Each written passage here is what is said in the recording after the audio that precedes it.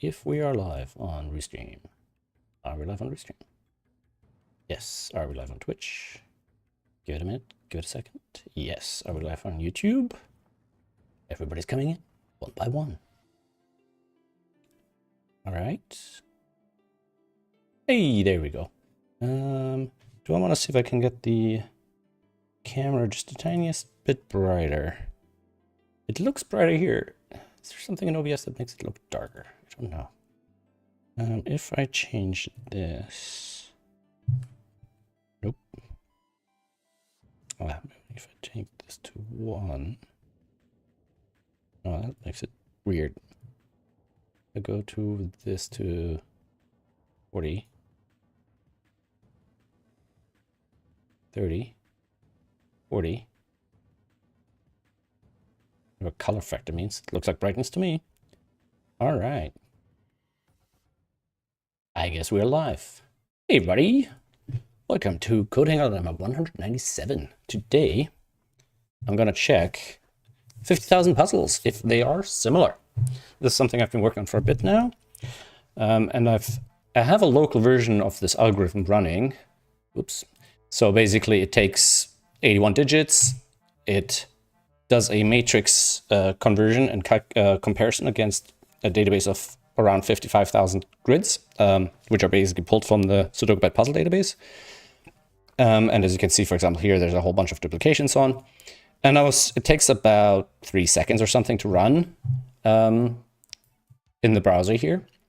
And I've been thinking about, do I want to run this on a server? I mean, it's not something that'll happen super frequently, but it's also something, the server's not as powerful as my local machine. And in this time, this is intense calculation, so the server probably wouldn't be doing anything else. And I don't want that for the web server. And it occurred to me that I don't really have to do this on the server. I can potentially do it in the browser. Especially since the only data I need to transfer to the browser are the solution grids. And they don't really reveal any secret information about puzzles. You can't even use that to extract playable classic puzzles because the solution grids isn't the puzzle, right? So today what I want to do is, let's do a tiny little bit of planning here. Whoop. So what I want to do today is step 1, serve sets of 1,000 solution grids to the client. 2, run the 81 by 9 matrix check on each set on client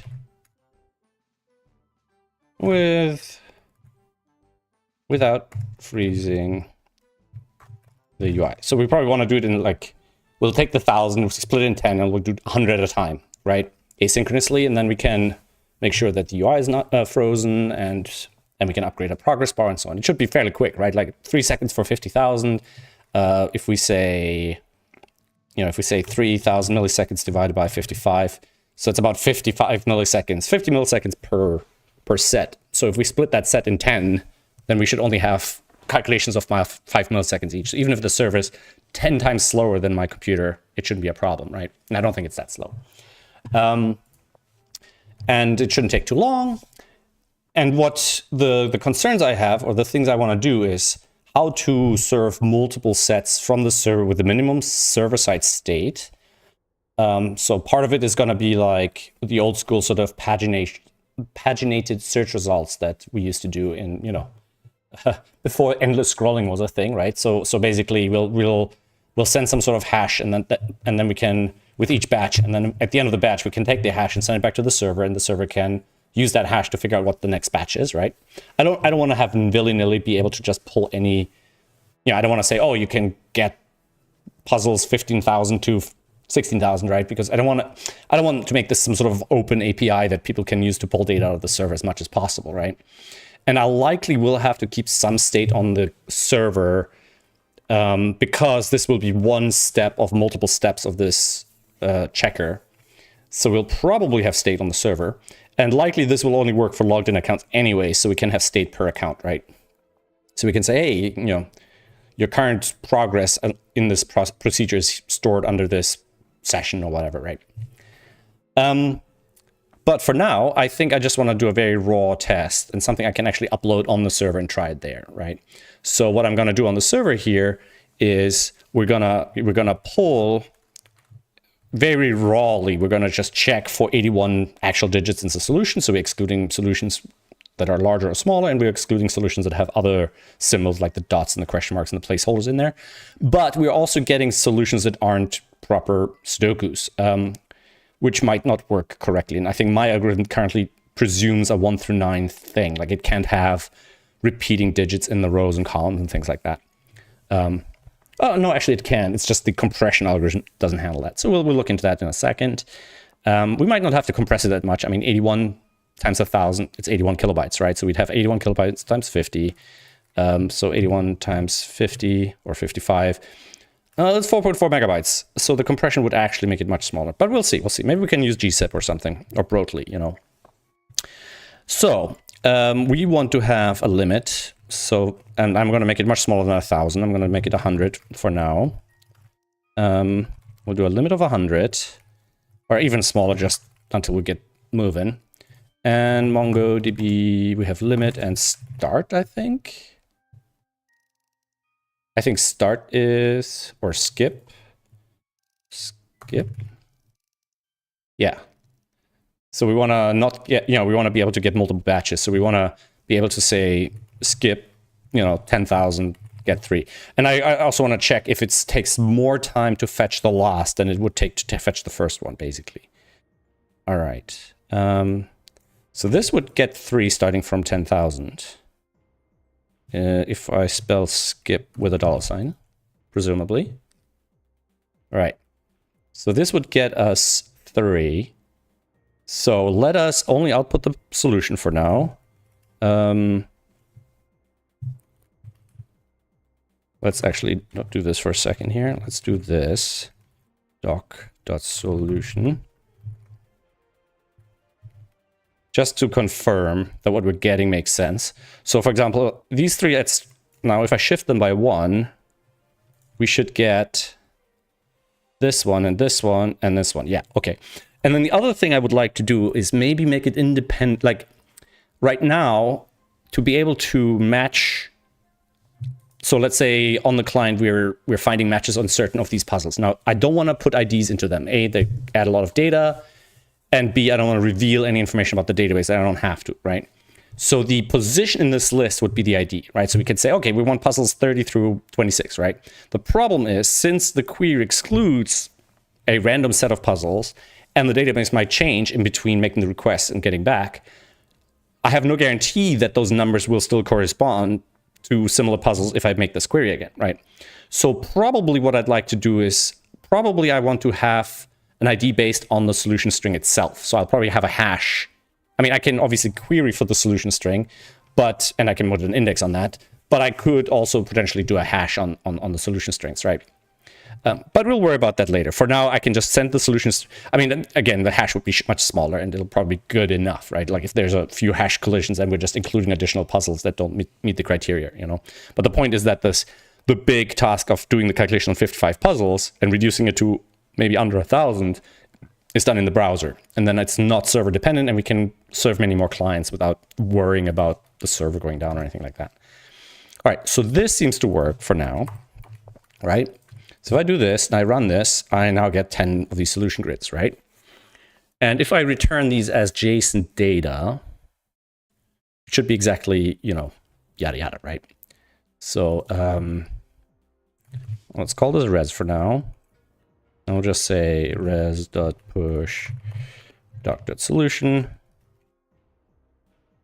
right? And we'll just, for now, we'll just do this and grids.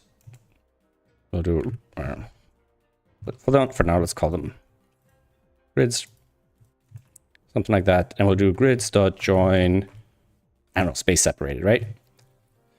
And it'll be, so we don't have, you know, we don't encode it as an array of strings inside JSON, so we don't have an extra couple of characters per row, right? Now, if we look at this data here,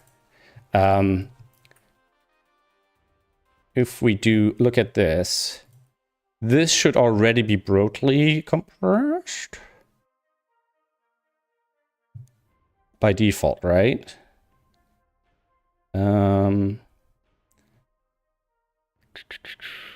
Accept encoding, content type, content length, JSON. Let's, if I do 100 from this, right? So it shouldn't blow up the browser, and it should be exactly 8.1 kilobytes, which it is. Okay, so let's see if I want to broadly compress it. So that probably happens here. Create broadly compress. Okay. So content encoders. Read file with encoding. That's for decoding. Read file with encoding. Is that the only place where this happens? Is it for file compression only? All right. Is this just static file serving then? Okay, so I haven't done dynamic encoding. All right, so if I say something like const boom equals simple server, is that all I need to do? And then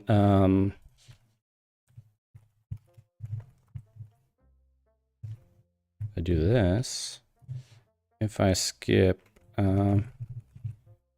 let's skip this, but I'll put the number just so we have a reference here. So we're gonna say dot length here, grids dot length, right? And then if I do this, this will give us 100. We have this. We have the content encoders, right? If I take, let's say, let data equals JSON dot, or just grids dot join space, right? And then we'll say data dot length, and that should get us the 81K or 82K because we'll have spaces attached. So just on 82K, we don't have a space at the last one. And now we want to compress this. So let's call this comp data. And we want to use the content encoders, which are type. Shoot. All right. I'm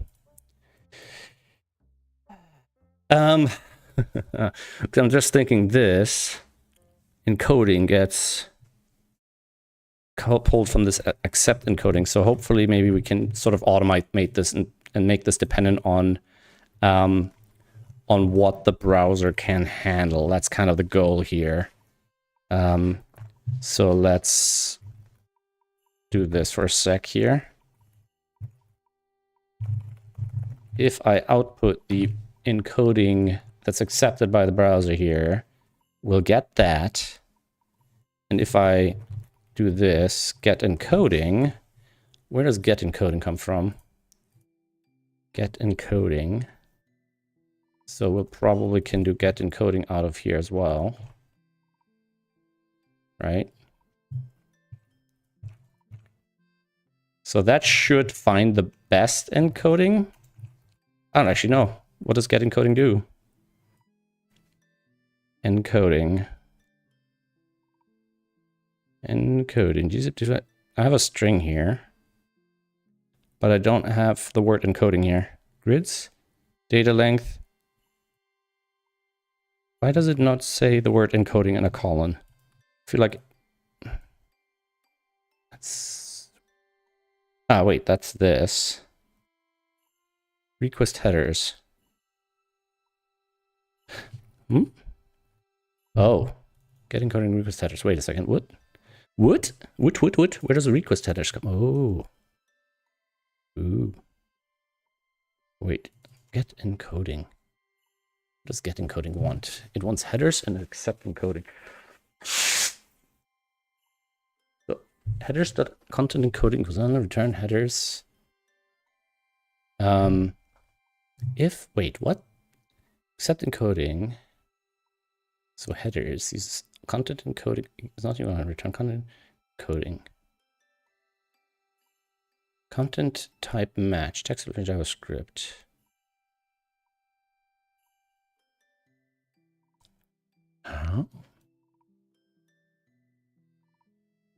So if I pass in nothing, that should work.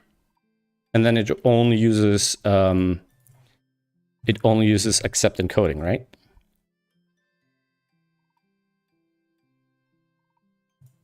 Get encoding headers. Headers is an object. Get encoding takes headers. If content type, else return nothing. 1 second. Can I get all of the headers out of there? Will one of them contain the content type? And if I do response, I guess response doesn't have anything yet. It's undefined. So we do need a content type. So content type will be text yada yada yada. So kind of what we were doing here. We kind of want to pass this in there. Like that. Let's do this. If I do that, now our encoding should say broadly. Okay. So it should come back with that. Don't actually need to do all of this, right? So this would be depending on what the browser sends. And it should even work with blank, right? Because the this encoding object, where are we? Get cached resources, get encoding, blah, blah, blah. Encoding is used. Where is it used? Up here, content encoders. And they don't have a nothing. Wait a second. So if I do content encoders encoding, that should get us something. And if I say content encoders nothing, which is our fall through response, right? Quotation collision. It comes back as undefined. And if we're piping into undefined, all right. JavaScript string to stream. Or string from string. I mean, it's probably just create blob stream. Nope. Okay. Node.js string to stream. We don't want to do new blob. Is that the same thing? Just blob with chunks of new blob dot stream. Let's see. Let data stream equals new blob data stream. And see what that looks like. Oop. Good enough. Okay, it's a readable stream. State readable. Okay, is that what we want? I think so, right? So we want to pipe it into the encoder. Create read stream, stream.pipe. And then kind of want to do this. Oh man, I wish I had this wrapped more nicely. We kind of want to have a function really, so we want to do we're gonna say const encode string, right? And then the stream would be that, and everything else would basically be the same, right? Stream pipe, content encoders. So we kind of, we kind of want to probably put this over here. So we'll do c.encode string, or string with encoding to fit our naming scheme there. String with encoding. And otherwise it'll be exactly the same, right? We don't care about any other bits here. So we have these things. We should be able to do this. And then we should be able to do string with encoding, data, encoding. We need to do this after we've determined the encoding. So that goes under encoding. Let's put it under these because ultimately I want to test it also when we don't have valid encoding, right? So stream on error is not a function. Stream. So this blob stream doesn't have an on thing. Stream on is undefined readable stream. So I think there's some incompatibility between the Node.js created stream and the standard readable stream API. Stream types of streams. Promise API streams. Source stream. Stream promises.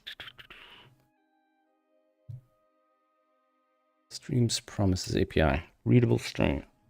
So how does that work? Readable stream. New readable stream. Reader.read.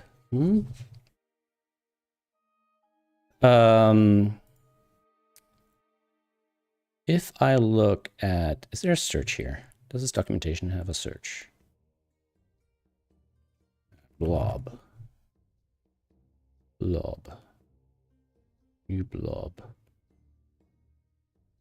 New blob. Okay. Fulfill. Okay, so blob becomes immutable raw data that can be safely shared across multiple worker threads. Okay, fair enough. It doesn't return a proper readable stream. So it has that stream function here. Returns a readable stream. Start, pull, cancel type. So Node.js blob readable stream no on. What does this do then? Node.js. Does that not return a readable stream?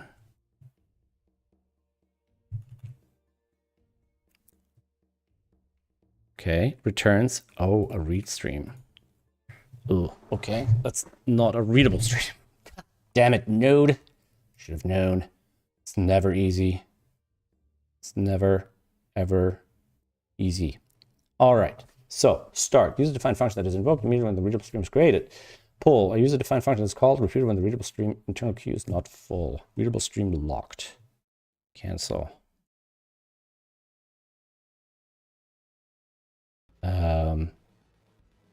So get reader.read. Oh, because it's a promise-based API. And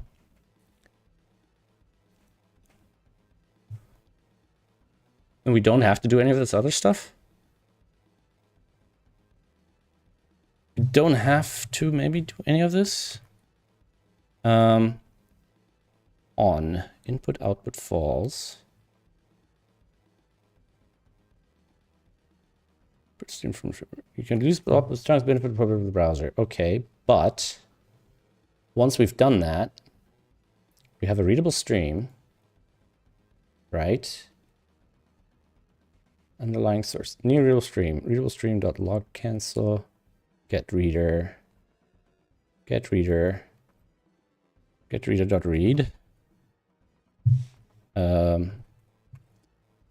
So we have stream dot get reader dot read, and that's our promise, and that should return everything we need, right? Something like that. Let's refresh that. Stream dot pipe. So readable stream doesn't have a pipe. Node.js readable stream pipe. How do we pipe a readable stream?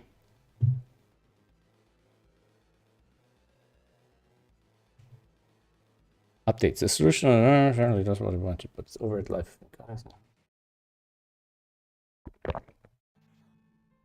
All right, so we probably don't want a readable stream. So Node.js text to stream,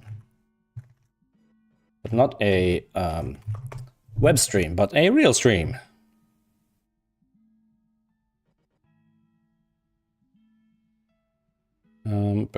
Stream from stream.create into seriously. Sample string readable dot from readable stream start initializer next controller close. What?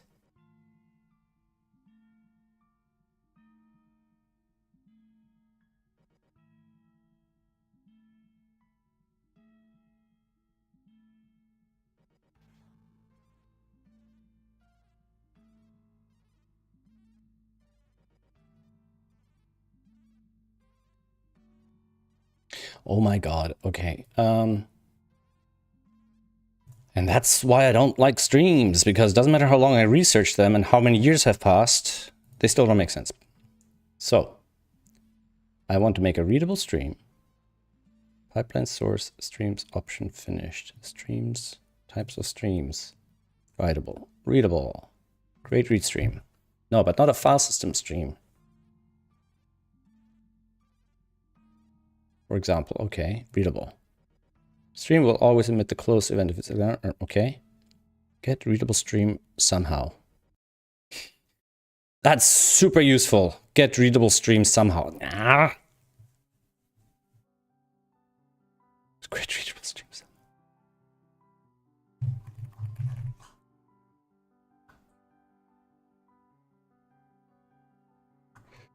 Node.js. String to stream. God damn it. String to stream. I don't feel like I should need a... Seriously, I need to do all of this?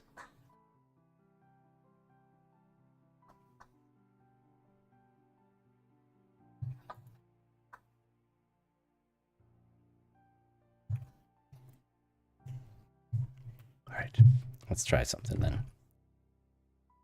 So, const readable from stream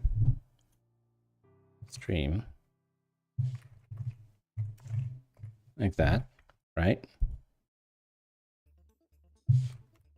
Can we just have this formatted decently? I don't know where these types come from. This is JavaScript. You don't need no stint in types. All right, is that enough? Is that enough for it to be happy? Private. Send false. Private. Unexpected identifier. Node.js class private. Is that not JavaScript syntax? Private field. Regular class public class fields. Plus.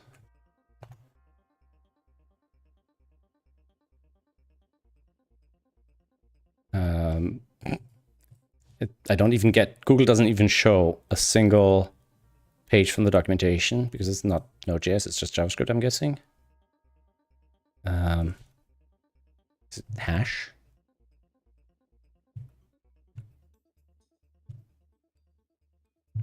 This is the sort of thing that makes me want to constructor. Stream.pipe is not a function. Oh yeah. Now, once I have this class, how do I use it? Where was it? Which of these tabs? God damn it. So how do we use it? New readable string. All right. So const stream equals new readable string. Readable string. All right. Str. Probably would have the word stream in there somewhere. So if I do this, okay. Something happening. Oh, okay. All right, it blows up violently somehow. Except data came through. So something happened, right? Okay, so we have a readable string stream here. First argument was a return string or an instance of buffer error. Okay. Where is this coming from? 25. Okay, so it's up here somewhere. 25. Buffer from this dot string. Structure str. Read if send this and this dot str. So stream. Okay. Readable string. This dot str is undefined. I have a feeling this super thing here isn't the thing we need. Private string and constructor readable. How to extend Node.js readable stream class. Boom. How to extend Node stream. Yeah. But without stupid syntax. Stream.readable, sure. What? Constructor takes a string. This.str. And then the... Ooh, okay. Right, so we have the string here. Sent false. This dot send is true. Don't know why there's no thingy there. If not, this dot send is true. This dot push null.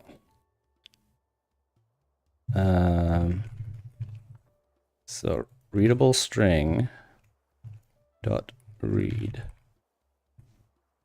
Okay. We're still getting some sort of error here. Assigned to constant variable. Oh, fine. All right. I have a feeling this is a really bad idea. Building my own stream, inherited stream classes and stuff like that. That seems way too much to just get a string into a stream. Node.js. JS stream from string. Gotta be a simpler way of doing this. Can I kind of just look up string to stream and kind of just go to GitHub and look what it does? Like, unfortunately, oh, it's not that complicated. All right. So, kind of does that. So it's actually more or less the same thing. And really not worth including an extra NPM library there. So, stream.readable, fair enough. Except it uses readable stream. Oh, is that a dependency? Does this literally have a dependency? Are you kidding me?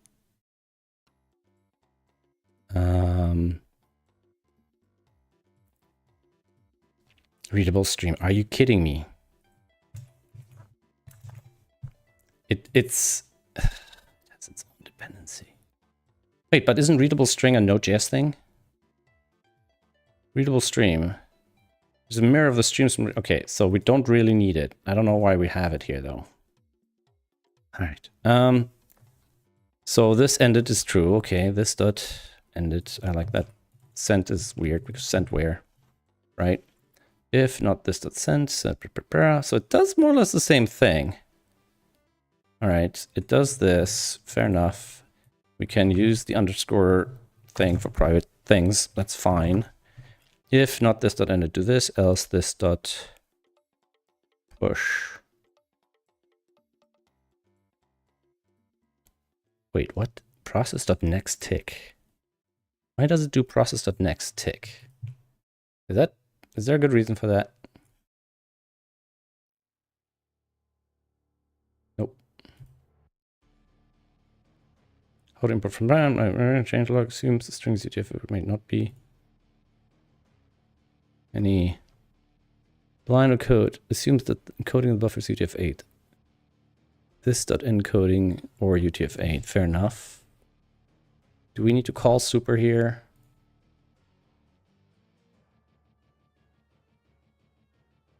Right. Or, yeah, we can do that.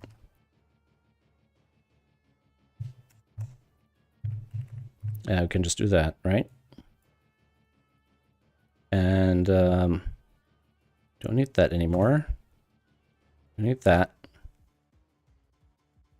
Now, I don't know why it's doing this next tick thing. Is that to move the push to the next time? Why is it doing the next tick? Am I going to be in trouble for not doing that? Create a branch with the following changes.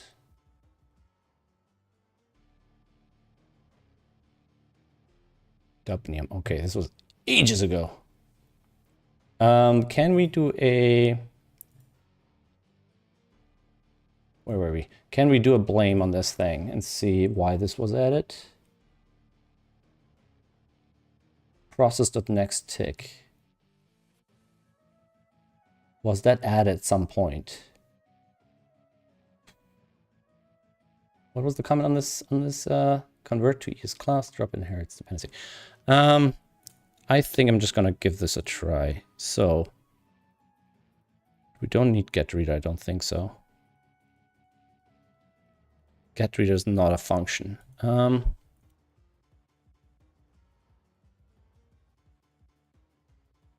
Then I think we can go back to how it was before, right? Same interface. Okay. String with encoding. Promise pending. String with encoding. Okay, await that. All right, that gets us a buffer. 3,351 more bytes. Okay. So if we want to use that encoding, we need to figure out exactly how this is being used.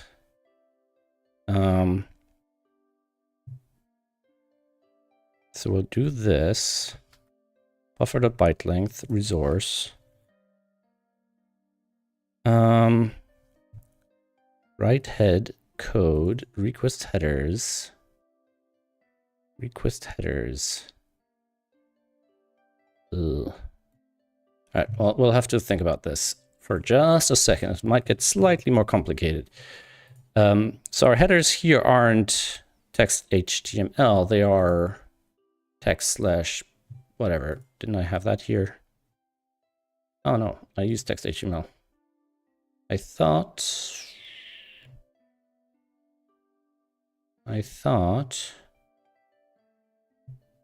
it was checking for application JavaScript. Yeah, because this is going to be JSON, right? I think application JavaScript is the JSON MIME type. JSON MIME. Application JSON. Application JSON, but it's necessary as the type of data is expected in your application. Okay, is that, I have a MIME thingy somewhere. It's not in here, huh? I thought it was part of Simple Server. Okay. So this should be application JSON. So we'll call them response headers. I'm actually slightly confused because, oh no, we got that here, application JSON. So when we're serving our encoded files, response right at request headers.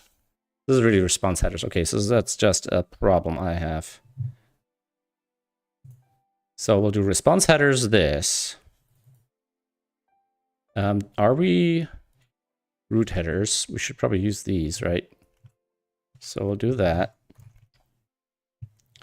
And we can just say like that. Right. Then we can calculate the encoding like that. We don't need this anymore. Right? Application JSON, which might not actually work. And then That we don't need.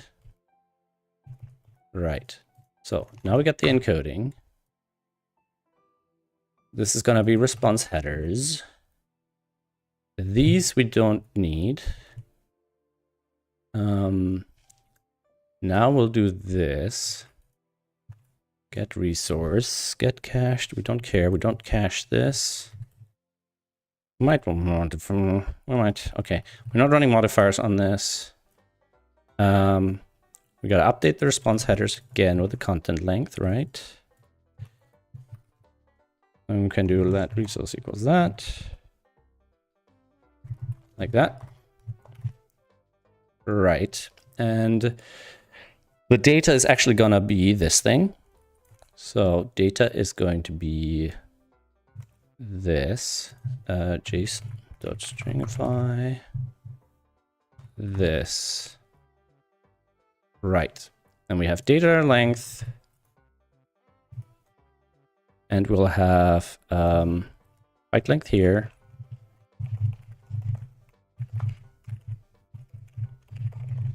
Almost through the nitty-gritty stuff here. All right, we've got our response response handlers, headers.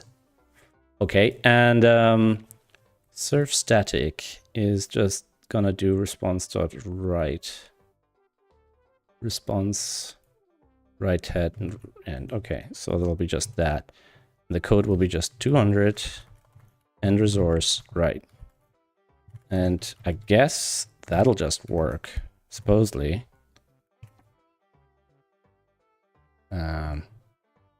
Boom. Status error. Okay. Request headers is not defined. I did not rename everything. Boom. Okay. So the response, the resource byte length is 8,000.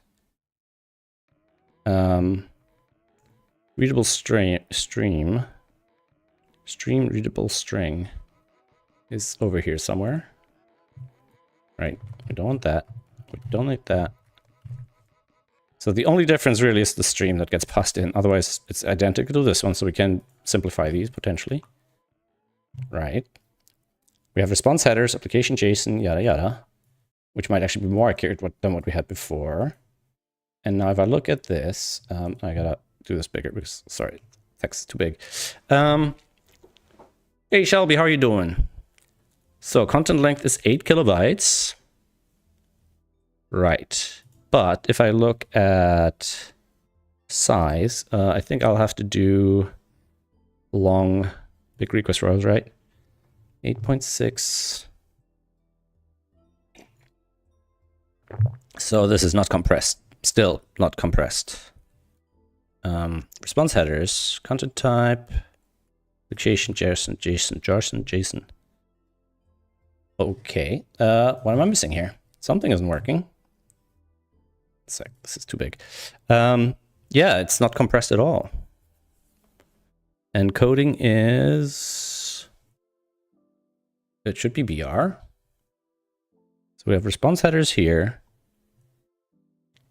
Grids length is that. Data length is... So we have 100 grids. Scalar length is 8.2 kilobytes. And it's probably the application JSON, right?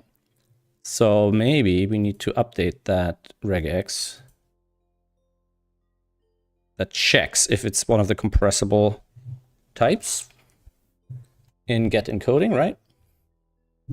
So application JavaScript,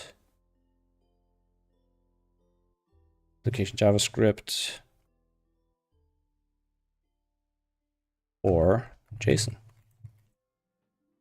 And if we do that, 3.8K. All right, so that works, half the size. And if we do 1,000 instead of 100, is the compression ratio the same? It is a bit better, 29K instead of 82K. So that tells me, I think it might still be worth to run our own compression on this stuff. All right, let's clean this up quickly before we move on. So that does the grids, right? That's our data length here. We still want to kind of output that. So this we kind of want to wrap up. serve JSON. We could just integrate this into serve JSON, right? Serve JSON could by default do compression and encoding. I think the reason I didn't do this was because like a lot of responses are JSON, and running compression on very small bits of data might not be worth the CPU. Who's outputting that? Oh, wait, one sec. Do that. Okay. So somebody's still outputting a bunch of stuff. Probably don't need this for now. So somebody's still outputting the encoding options, which is happening where?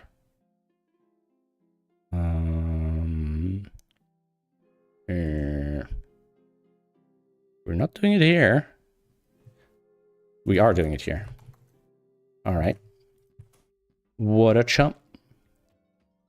Okay, so now if we go back to here, serve JSON, which does serve page with this type. Okay, serve page. Serve page does this. And technically, status message, write head, headers, response and body. All right, so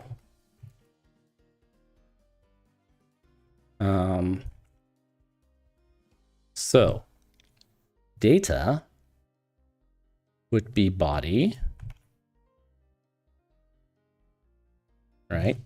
Like that. Response headers would be this bit.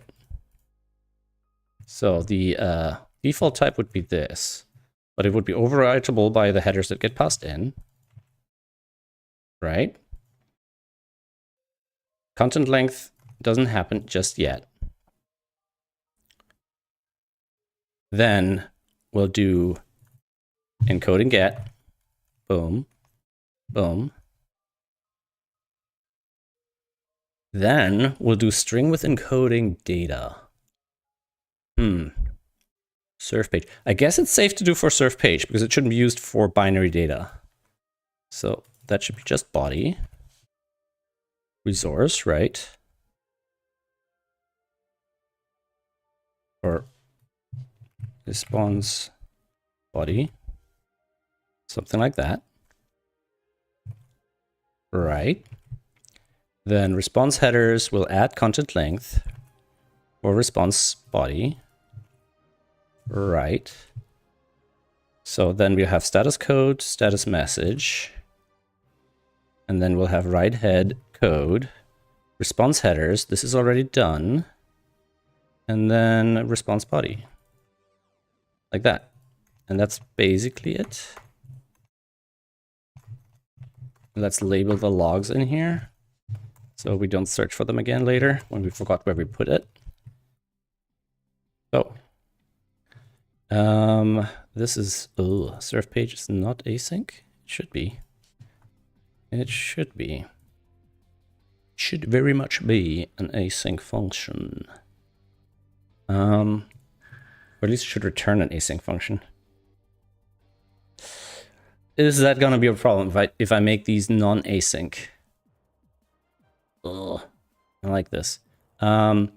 So serve static is async from here onwards. Okay, so I think it's safe to assume these can all be async from here onwards. And then these don't have to be async, right?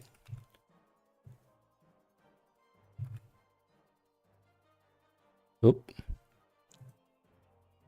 So then these we can do, should be able to do this. Okay, what happens? Get encoding is not defined. It'll be c.getEncoding. String with encoding is not defined. String with encoding. It's also on C. Right?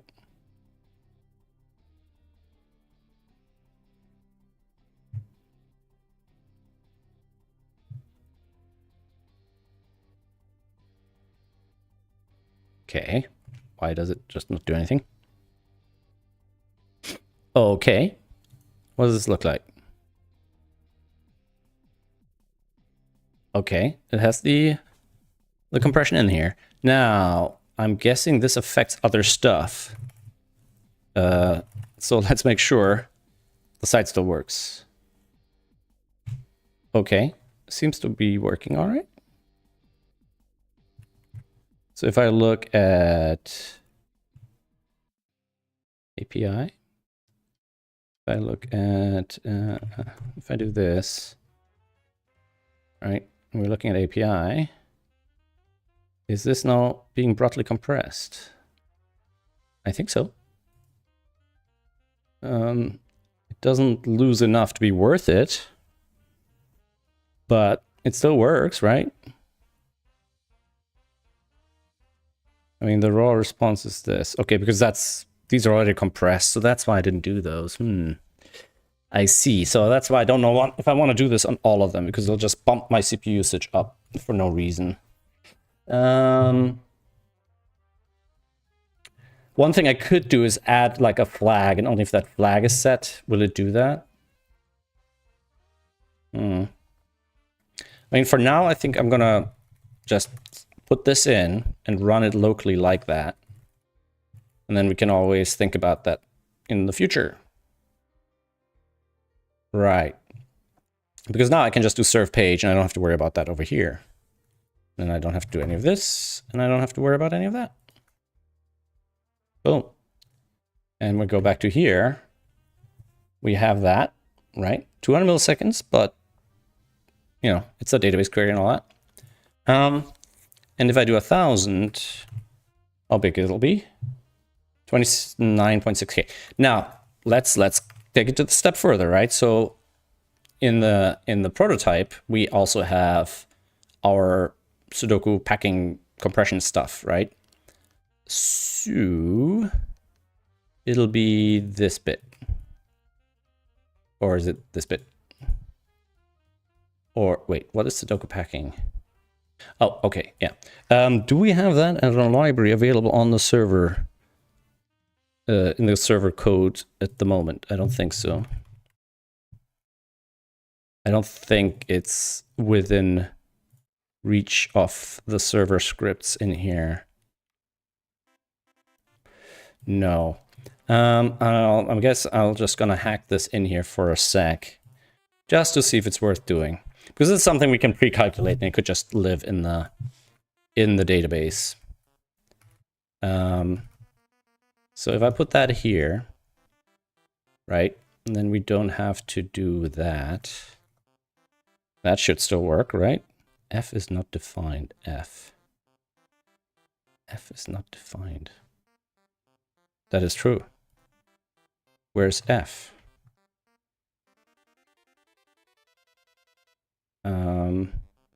Capital F. Is this something we need? This would be under Sudoku tools, compression, source, compression, Sudoku packing. Just open here. F. How did that get cut off? Oh, I need all of these things as well. Ooh, wait a second. How far?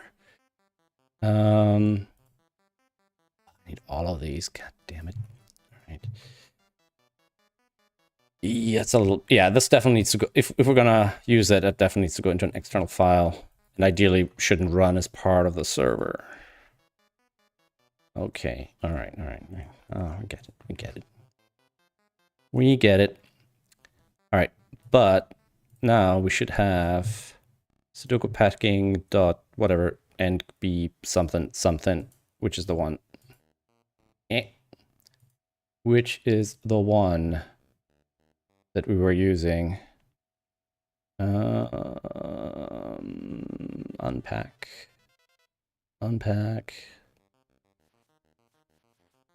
Little data.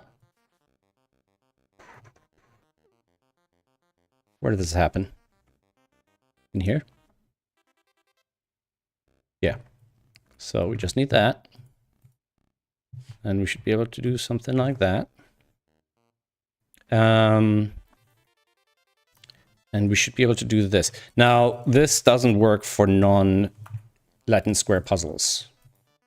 But right now, I just want to see how good the compression actually is.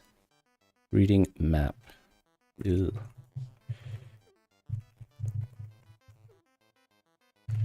Is that really a problem? It's a function. And it should just take a string, right?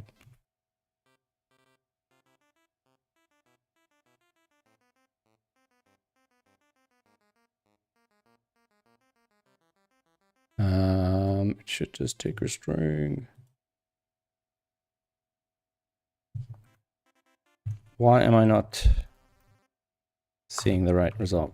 It should just take a string of digits, right? Oh, is that it fails for the ones which aren't... Okay.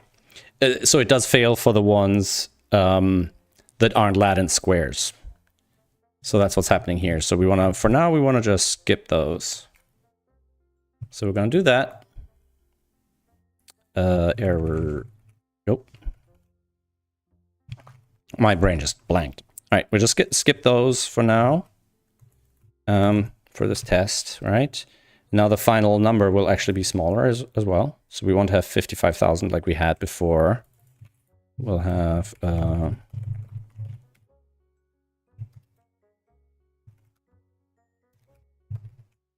we'll have 92 out of the 100. 925. So it's dropping quite a few of those. The grids are much smaller now. I don't think we can... Ah, wait, if they're always the exact same number of characters, we don't even need the spaces, right? So we don't even need the spaces. So that's 10,000. And so 10,000 now is 71 kilobytes compressed. So double what 1,000 were before. And if we just get 1,000, it's only 10 kilobytes. So it's 10 to 30. It's a significant difference, right? The problem is these aren't 1,000. So we probably want to go like 2,000 and then limit them to 1,000. So if we do 2,000, right? Or maybe 1,500 or whatever. Kind of come up with a smarter algorithm than that. And then we do grids.slice. We'll take the first 1,000 elements from those.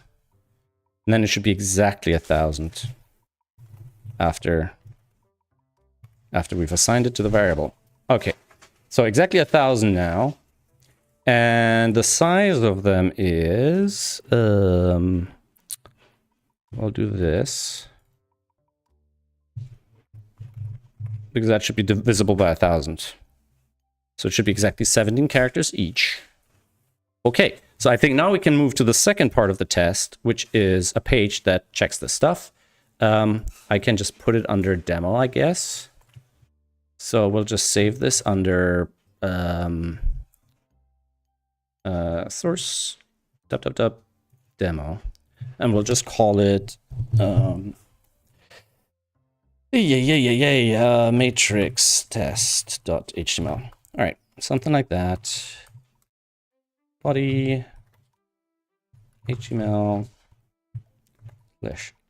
/HTML and script/script, right? And then here we can do something like this, async. Oh, we can just say await main, or we just say document dot listener DOM content loaded const async const handle DOM content load equals async event blah yada yada. All right.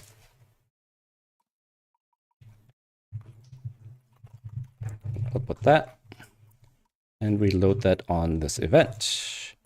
Right, and then we can just go to localhost demo /matrix test.html.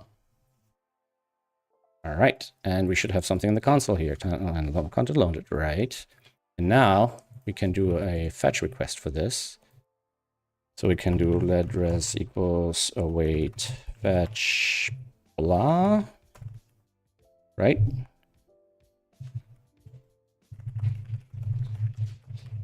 That's the response. Response, let's write it out. Let's not be lazy. And we can do await response dot text. I think it's dot body, but maybe it's text. No, it's text. Okay. And if we do JSON, it actually will JSON parse it for us, I believe. Right. And then we'll say let JSON was this.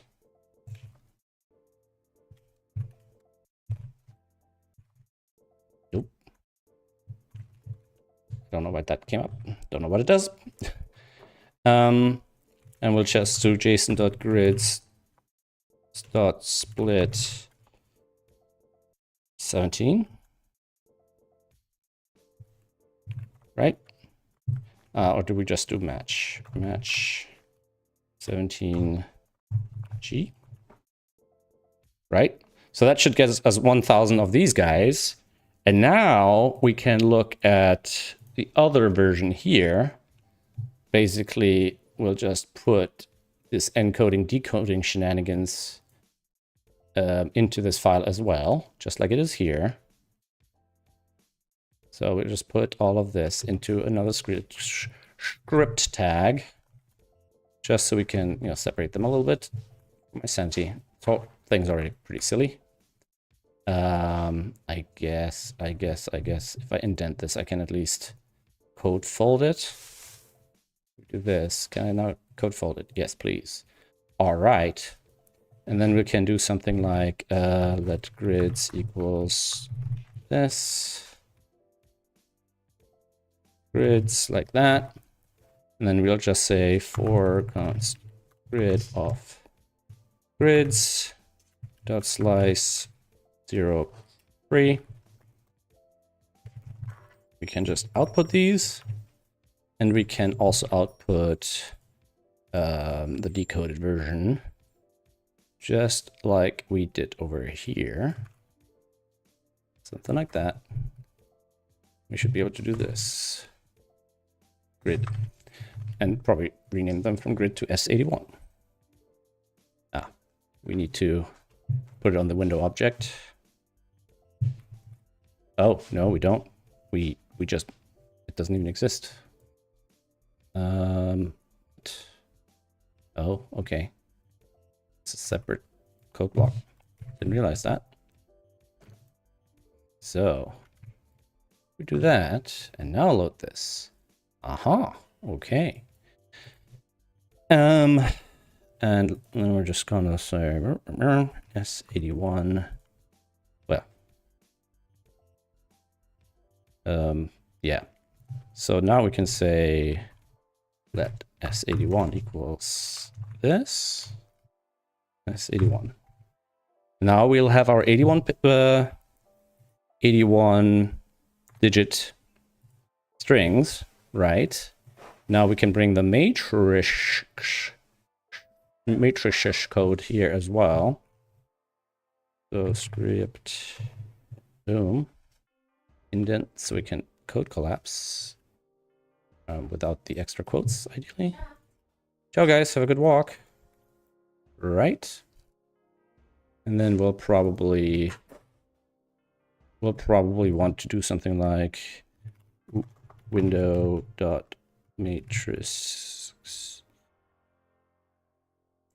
equals, you know, something like this.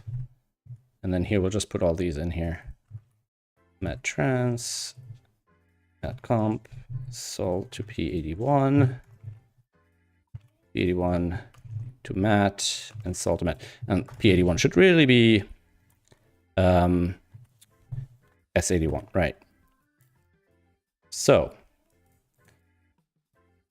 matrix, I don't like that, but we'll deal with that in a minute.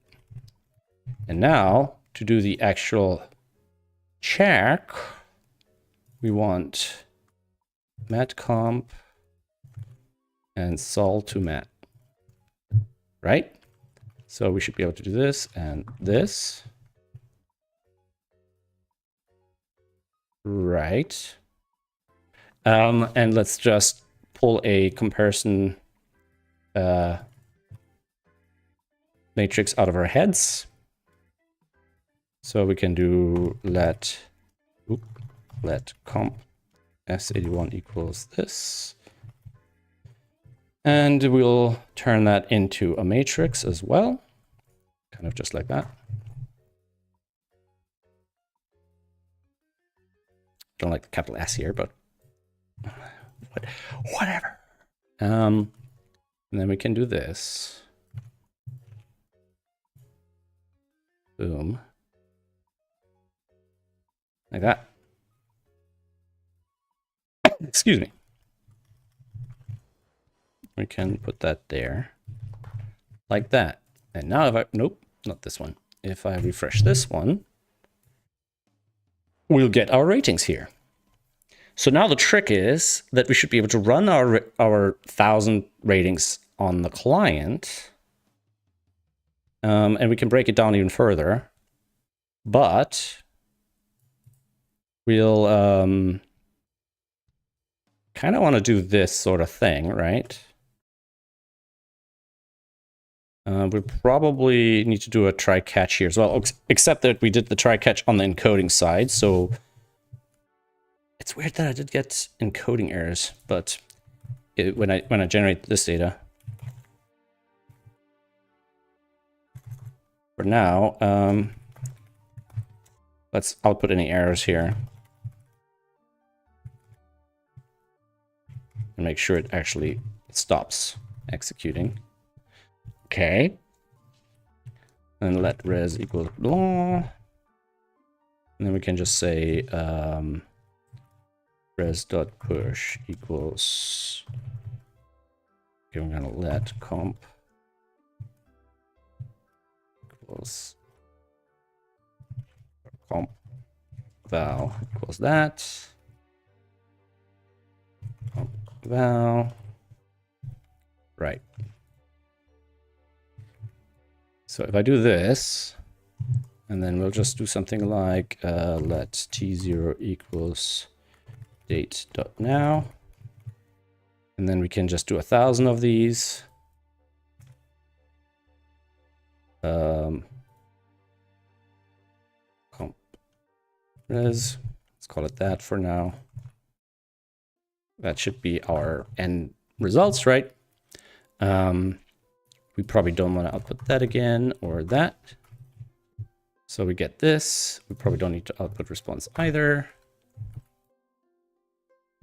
And in the end, if we don't limit to 3, I think I'm getting only 100 right now.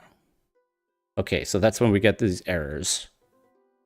Now, the interesting part is that the encoding didn't cause an error, but the decoding does. So we'll probably want to encode and decode here. So we'll want to do let enc equals this, and dec equals, now it's double the work, and we have to see, I don't know if this algorithm is actually more expensive, but it doesn't matter so much right now because we can pre-calculate that and just store it in the database. So it's not really a problem at all.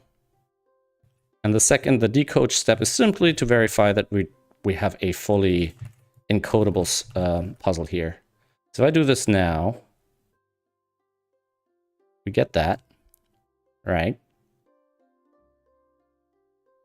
And ultimately here, we'll just want to say if grid is whatever, if grids.length is greater or equal or equals to 1,000, break. Boom. We don't need to do any more. Right. Now that's odd because that means something is still failing on the client here. So it means this grid king dot decode B64 S81 fails. doesn't fail. It's weird because it's got an underscore in there. What? What the hell? So if enc equals this string, enc, we want to output this, but we also want to output the decoding, and we want to output the solution because what? So somehow this goes all the way through the algorithm. 3, 1, 2, 3, 1, 2, that. You know what? Let's use our eyes. See if we can visually see what the problem is. So we've got, why not start as ones? We don't, so that looks valid Sudoku. That looks, oh, I have a better idea. What if I get an empty puzzle and then I'll just ask to put this in as, whoops, get out of here. And just enter this as a solution. Not in the color, not with the pen, with the coloring tool. All right, enter solution, put that in. Oh, it is a broken puzzle. But how does it not blow up the encoding decoding step? Well, I guess we can simply check if decoding is different if dec is not equal to solution. Okay, so let's do this first. So const equals that. Right. If dec is not equals to solution, then output that. Missing catch after try. Try. Like that. So we get a bunch of these. All right. Wow. All right. First of all, I want to time that. We'll do this. No. 1000. Right. Because not for here, but it's actually going to matter on the server how long that takes. Okay. Secondly, these will just skip. And it happens quite a few times. So these are all puzzles that aren't Latin squares, like not true Sudokus, right? And my encoder, I thought it just breaks, but apparently sometimes it randomly doesn't. It just doesn't decode it correctly. The encoding doesn't actually matter, but if I put it above the solution, I can visually compare them more easily here. So if I do this, right, and I look at these, I can spot where the difference is. So, oh, and then the other digits also break. It just, okay, cool. Cool. We can just skip these. Why did my phone just start paying attention to what I was saying? Okay, so if I do this, oh, there we go. If I do this, we get 1,000 grids here. We don't need to slice them later. So that's always just going to be 1,000. We're starting with 1,500. We might have to start with more. I think if I don't pull them out, the query, like this is the part that takes time, not the execution of the cursor, right? So that's 1,000 of these. We don't want to actually output all these right now. Can do this. If grids length is greater or equal to 1,000, we break. Cool. And that should get us 1,000 encoded grids, which all correctly decode. We don't have to do that silly error check there. A little bit more time on the server. In fact, it's 300 milliseconds. But that kind of includes the database access. So if I skip that, right? So if instead of doing these 3 lines, we just do this, How long does that take? 240 milliseconds. Okay, so it's still significant, just that encoding. All right. Well, I'm glad we can cache that. So didn't realize that encode and decode. I mean, it's not a fast algorithm. It's not optimized, so I'm not surprised. In fact, I think the major part of it not being optimized is related to how the code is written, because I think I was using a lot of array stuff that may or may not. Yeah, I'm using a lot of array stuff. So it's probably doing a ton of allocation. So this is really a bad thing to run in a server anyways. I should replace all of these with loops. You know, I should just generate 3 arrays and then use map on them, right? That's silly. And then here generate an array and then create another array out of the array. And this is ludicrous, right? So yeah, I get that. It's not good for performance intensive tasks like doing it 55,000 times. Absolutely not the target audience for this algorithm. All right, so if I now run this, right, that gets us 1,000. And now we can do this comparison over here. And I can just say, I just do dot time, blah, blah, blah, x. We'll just do that x grids.length. That's time end. Boom, right? And now this takes only 53 milliseconds on the client. So it actually takes longer to load on the server than it. So executing just that is not actually. Huh, wait a second. What? Now,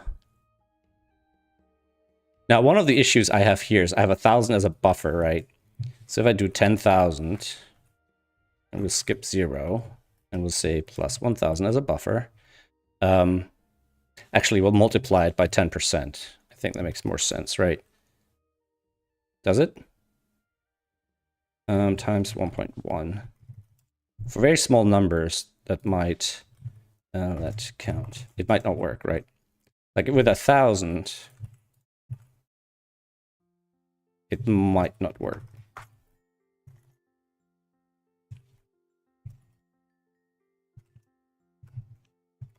But we can try that. So like this, for 100, inlet argument limit stage expected. Limit expected an integer dot floor. Yeah, we don't need it that accurately. All right. Grids length 1,000. So yeah, so that works for. If I do it 0.01, probably that, yeah, then it fails, right? But 0.1 might be cutting it close. And for maybe 10, it might not work. 2 might not work. Well, we'll be lucky if, or unlucky if we hit a bad puzzle in such a small number. Now, when the numbers get large, the 10% probably still works. There might be some part in the database where 10% isn't enough. So we might add 15, right? Because it's an extra 15,000. Anyway, I don't even know if that actually affects it. So let's see. 15,000 puzzles. It takes 1.9 seconds to do the database part. And it'll take 400 milliseconds to do the actual comparison. Both the decoding, decryption, and comparison, right? I think that's everything here, except the fetch itself. Okay, so we're still kind of doing the hard work on the server, which is interesting. I thought the calculation was an issue. Which is, wait, that's weird. Because on this version, there's no server involved. I'm doing 10,000. Multiply that by 5. Then we're getting to 2 seconds, and some things here might be a bit more efficient. Okay, so if we bring this down back to 1,000, It's perfectly doable on the server, but in fact, 280 milliseconds is perfectly fine. But again, it might take a bit longer than on the Amazon server than on mine. So we can go smaller. And I'm trying to think what the effect would be. It's more requests, right? And if we look at the network request, it's really not big. It's really not that big. Compression doesn't really add that much. I mean, the compression isn't included here, so that's extra work on the server. Now the request here is, we're getting to a point where then overhead, 120 milliseconds, 140. Like if I double this, it roughly doubles the time, I guess. 240. If I 5x this, does that get us to 1.2 seconds? Not quite. So there's an overhead with the number of items we're doing, but it's not massive.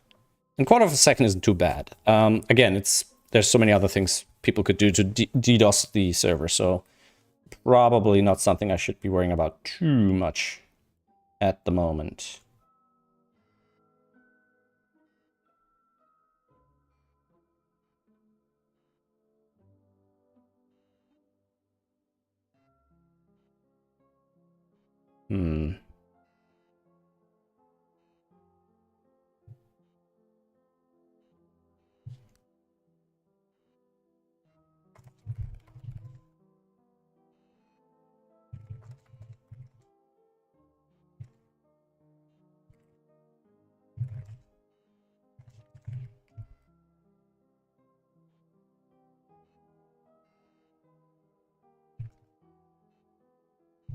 All right, so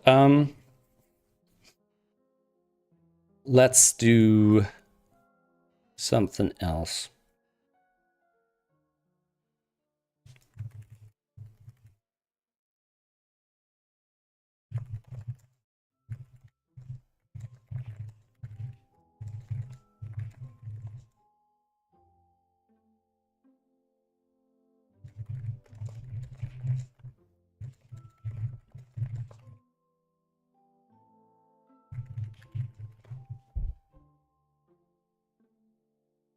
So now we want to build an infrastructure on the client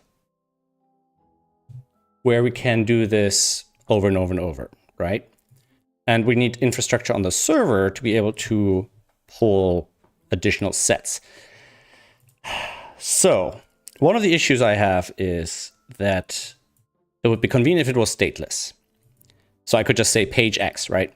But since the server-side data might change, it would actually be cool if we could keep the cursor around. And what we could do is we could just cache 30 of them or something. That means that if more than 30 people make these requests simultaneously, it starts dropping them, right? Let me see if there's something in MongoDB. Cursor continuation. Can we do continue cursor at a later stage?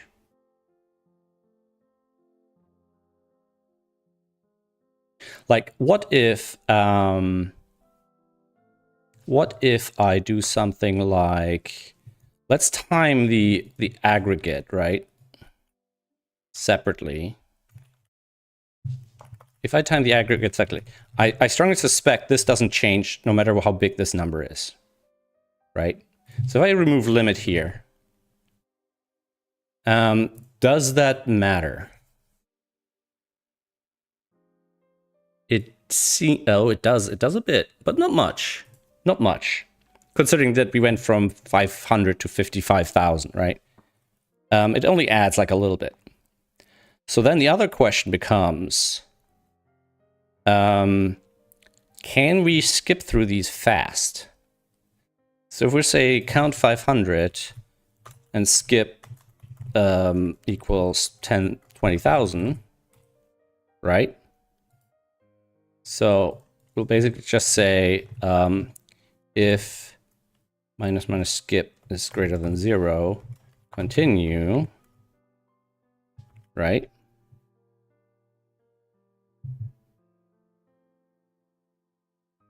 right? Then nothing happens. We're just skipping through these, but we're still awaiting each one. So, okay, so the skipping takes the time. So that, because I was thinking, okay, can I just, I mean, I'm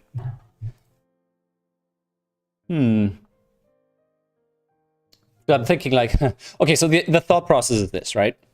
I can have a couple of options. I can either provide the start number from the browser, and it's up to the browser to say, okay, we've got, or like a page number, right? And say, okay, get me the next page, get me the next page, right? The problem with that is that what this returns could change between one page request and the next, right? Now, it might not be a huge deal for this application, but I don't like it. The other option is that if I create this request, I save this cursor in a local state on the server, give it an ID, pass the ID to the client, and the client can request just next page on that cursor. And this is something that a lot of APIs do. Like that's when I request a lot of data from the YouTube API, for example. That's how it works, right? But I don't know exactly what it does on the server. It probably keeps that state, right? And in my case, that could mean I could just keep the cursor alive because opening the cursor isn't that expensive. It's looping through them. Like even if I'm skipping, if I'm not doing anything with the data, just it basically retrieves it, right? Is there a MongoDB skip items in cursor? Can I skip items after the fact? So offset the number of documents to skip in the result set. So instead of skipping them here, can I just say cursor.skip? Like if I do this, it'll be a bit annoying to test exactly without having actual numbers here, right? If I do this, MongoDB get generate row count. Can I generate like an element? Not a row count, row number. Can I do that? Sort by row number, document number.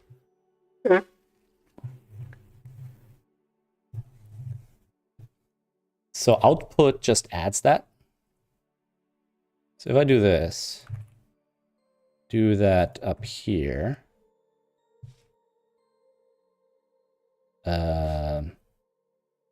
Set window fields. What the heck is that? Set window fields. Okay, I haven't seen this before. Performs an operation on a specified span of documents in a collection, known as a window. Returns the result based on the chosen window operator. For example, you can use set window field stage to output the difference in sales between two documents in a collection. Sales function, sales total, and also, okay. Partition by output. Window operator parameters. Window. Documents range. So output does what? Output specifies the fields to append to the document. Okay. All right. And then document number. Returns the position of a document as a document number in the set window field stage partition. Okay. That sounds... Okay. Do we need the sort by? I mean, a sort would be generally helpful to kind of maintain some sort of state when things... We do want to sort probably by date, because that way we have a good conception that new documents would be added to the bottom of the list.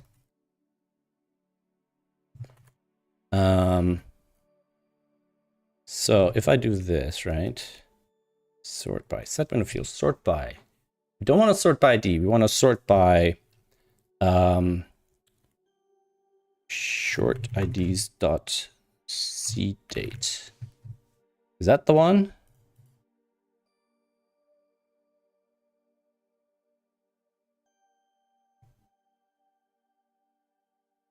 Is that the one? Short IDs, C time, not date, C time. Okay, if we do count 5, and then we'll do console.log doc. If it's just 5, is that gonna work? No, wait, let's not do the skip. Nope.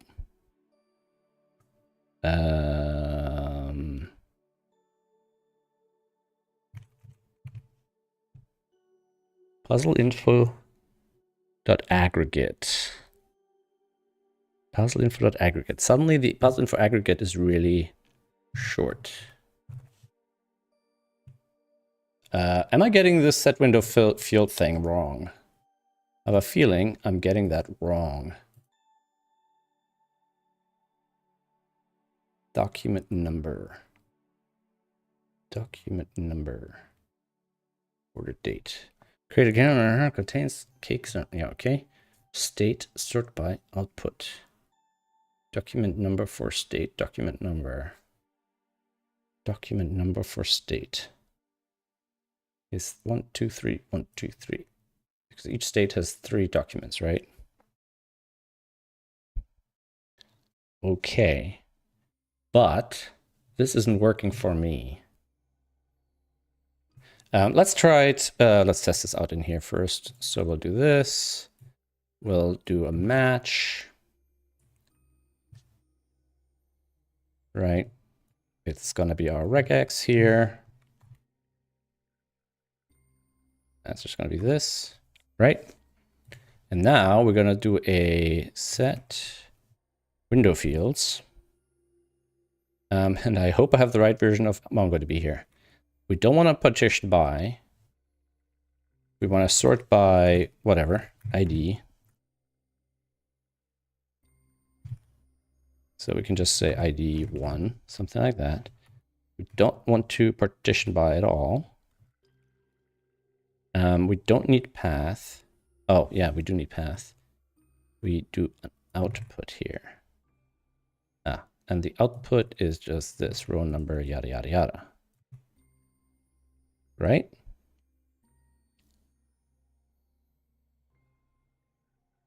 Output like that. Oh, like that. Okay, so.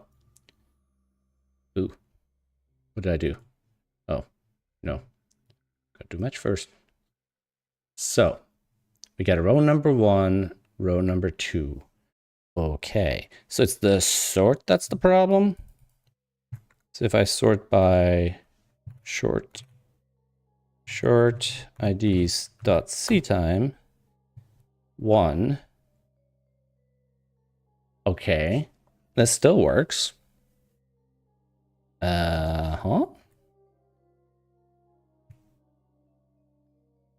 What am I doing wrong here?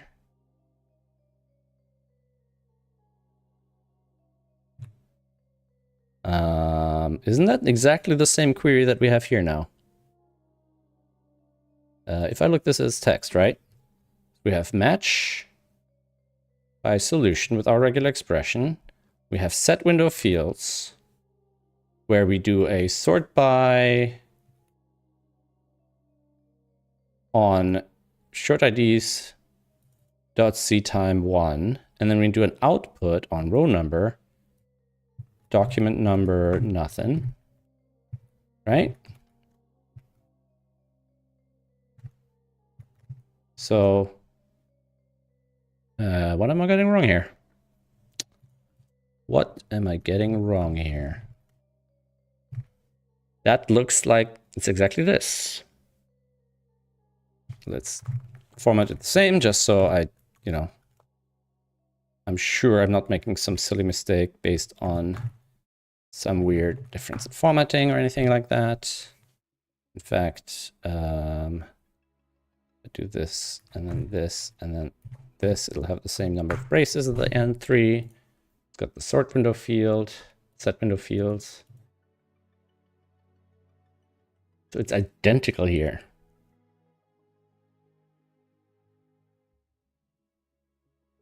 X5 already exists. Time and yeah, that's fine. No, that means if it already exists, I'm just looking at this. It means this now wasn't called, so it's in here somehow. So the first await is broken.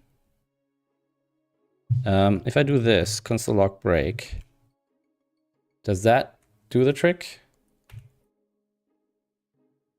We get to here. We start the time. All right, let's do a count limit here. No, not a count limit. Let's do a limit. Like, just 10.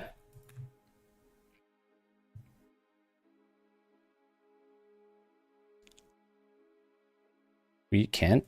Wait, what? Connection 2.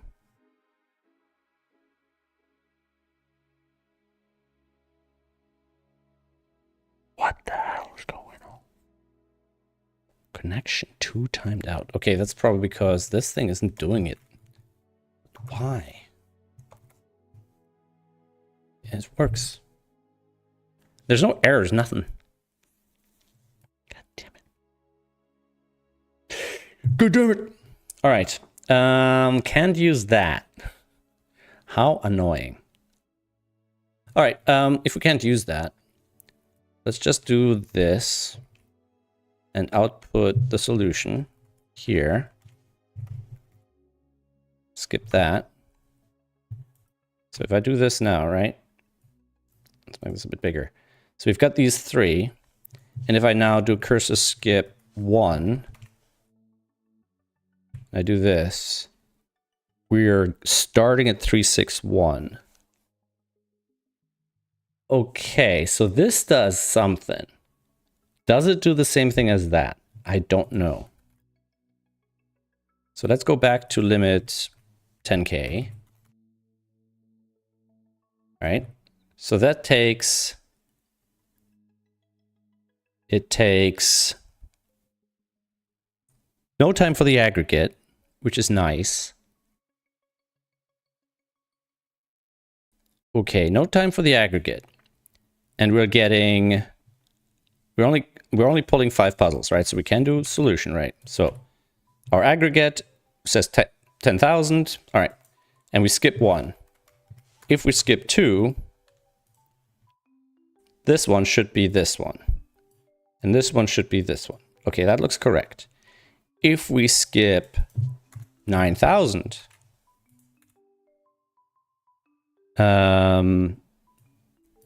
it takes a little bit more. Can we time the skip?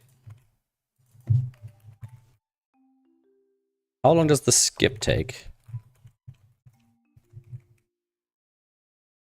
Right? So if we say limit 50,000 and we skip 49,000,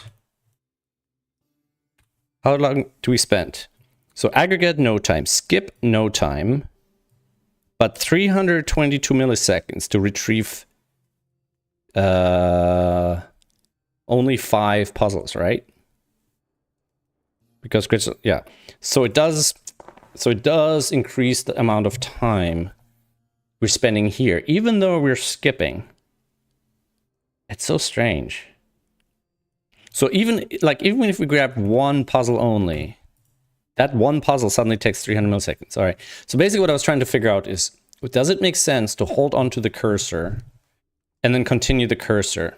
I mean, it might still make sense because we would never spend the time waiting, right? I assume that if we loop through these, then the final don't take that long, right? In fact, we can try that, right? So instead of doing a skip timer here, we'll actually loop. So if I... Wait, first of all, okay, so if I don't do the skip, then with pulling one record out, takes 60 milliseconds. 49, 38, okay. If I do for let I equals 0, I smaller than 1000, I plus plus, we'll just say something like const doc equals await cursor, right? Is that the equivalent? I don't know if it is. Oh, that's annoying. So 986. If I skip 1, we have 361. And if I do this once, we have 986. 986. I don't know what the equivalent of this is. MongoDB node cursor.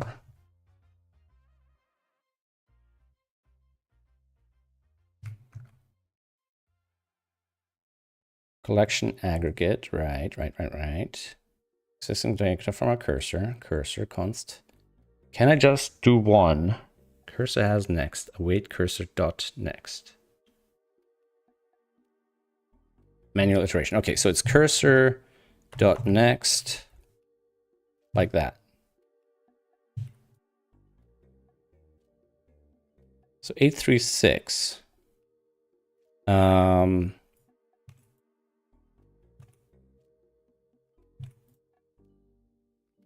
If I skip,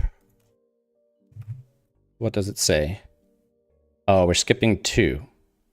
And then that's the next one. Okay, and if I make this 1, we're skipping the 986, and the next one will be the 361. Okay, so this skipping works. How long does it take? Which won't really matter, but I just want to see if we can keep this time low and then move it to the skip time, right? So skip 45 milliseconds. So it might even be the first time. Okay, so that we won't be able to avoid, right? Oh, well, we kind of will. But if I skip 100, skip is 53 milliseconds. That's 3. If I skip 1000, skip becomes 200. This is still low. 10,000. So there's some sort of cumulative costs. So to skip 10,000. Oh, okay. So it's still sort of, so it's slower than just calling skip. So if I don't do this and I just say skip 10,000, it's faster than doing the await doc thing. Ah, no, it's not. It's not. What if I do this and then I do this for 1? I just want to get rid of that extra cost. Ah, okay. So for testing, this would work, right? So we can say 49,000, and then we'll do 1 manual retrieval, which takes up the sort of extra time. And then the time will be really slow. All right, so that means it might be worthwhile to cache these cursors. And what we'll do is we'll kind of do a round robin type situation, I guess. So const cached,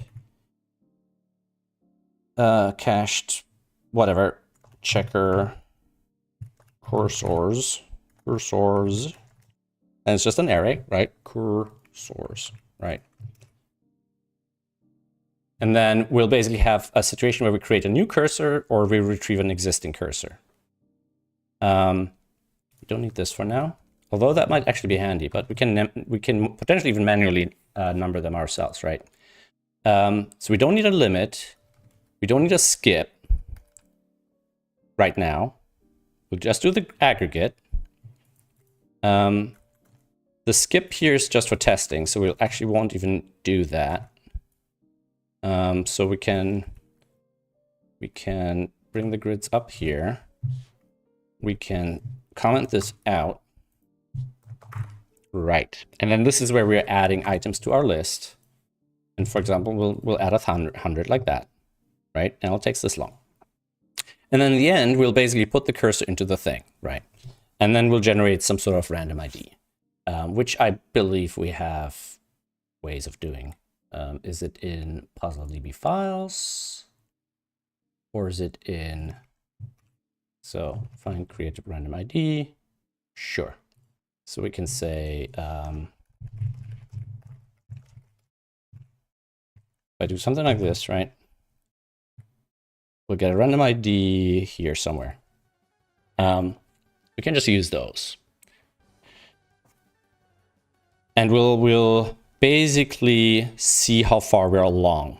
So we have our page size here, and let me pull that out somewhere here. Const page size equals 100, let's say, right?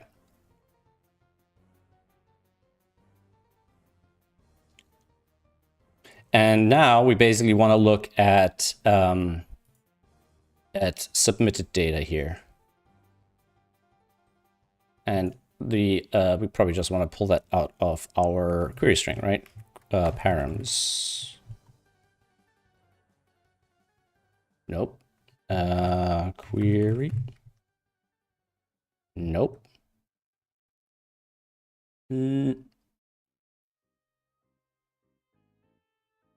It's got to be params, no?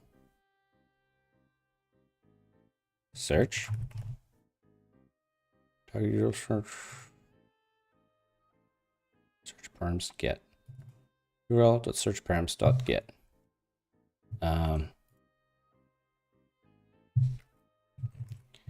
Let's just add some query string here to test it out. We'll just say what do we call it? I don't want to call it ID. Hash token equals whatever this one was here. Boom. Right. URL search params. Okay.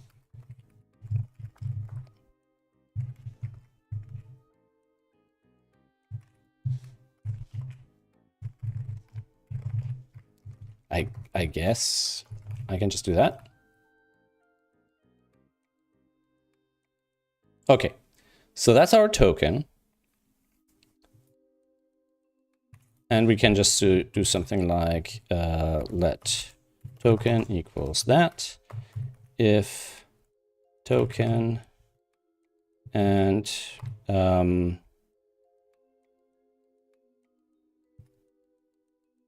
if token, we'll just do this cache cursors let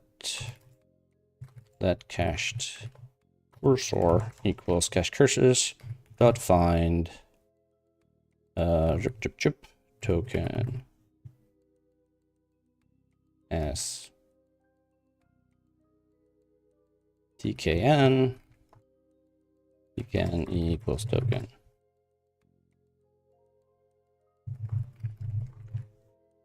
Let's just do that for now, right?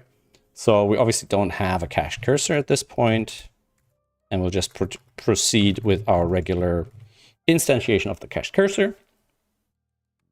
And we'll do this. That pulls out 100 items from the cache cursor. So now we're going to add to the cache cursors. Well, and for now, we don't worry about reducing them or something. So we'll do this. We'll create a random ID for the token. We'll just say token equals blank. Cursor equals cursor. Sure. I don't know actually how long we can hold on to cursors. Mongo client, long are cursors valid? Probably quite a while, I imagine.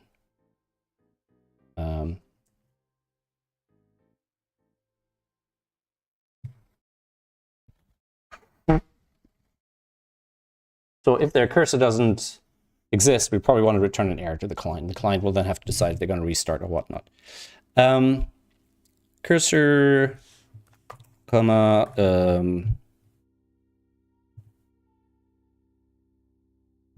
so we'll do grids or count. Gonna be grids.length for now, right? And then here, we're gonna make this a little bit more structured. JSON response or response JSON, right? And I'll do let response JSON equals this.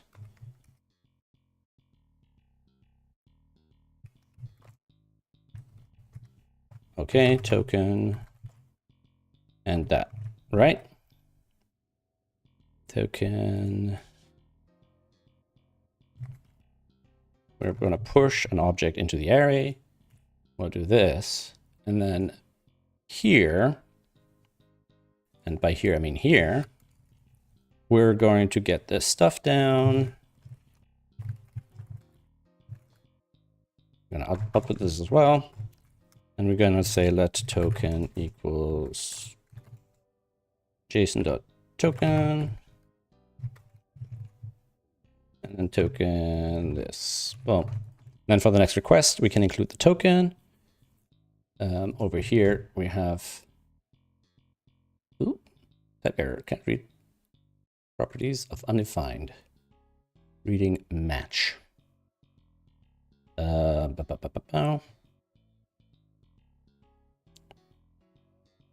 Grids of grids match. JSON grids. JSON status error. Oh, okay. Response JSON not defined. Did I not create a response JSON here? Response JSON is spelled like that. Okie dokie. All right, so we got our 100 things in here. We checked them. We have a token, and we should, in theory, be able to use that token to request again. Okay. And now, if we're doing a request with this, which we can try here, token equals boom. Now it should say cache cursor undefined. I don't like that. Okay, cache cursors. Console.log cache cursors. Boom. Cache cursors. Token.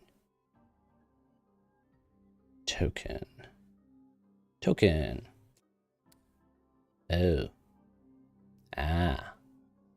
We did the token up there. All right, so we'll do let token equals boom.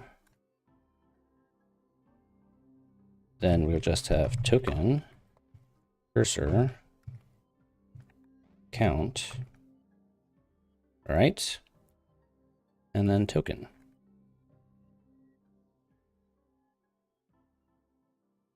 Token as argument clip. Sure. Boom. So now, cache check cursors. Sure. So we have a token here, which also is here. Okay, we have two now. And if I do this now, what happens?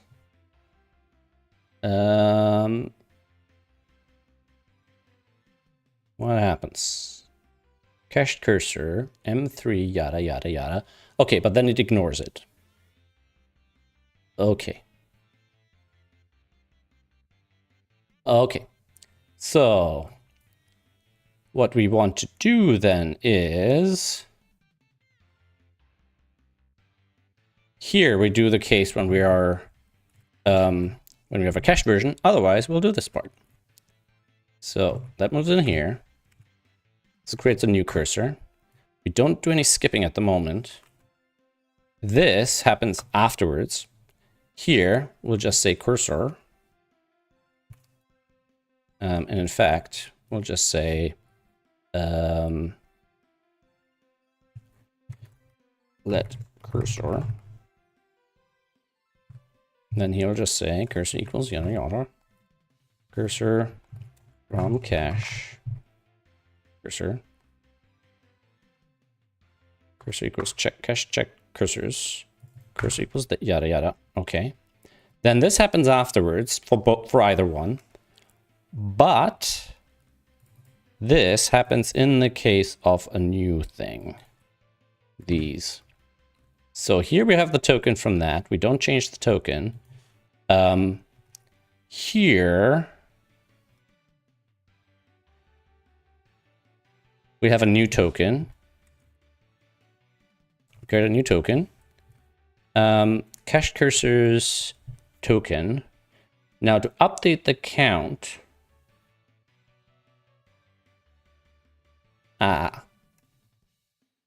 This is not cursor, is it?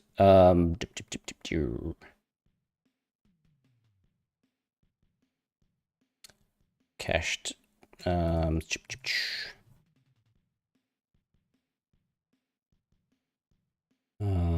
We want to hold on to that as well. Cached checker. Cached checker cursor singular. So that becomes this. This becomes equals to that. Right. Boom, boom.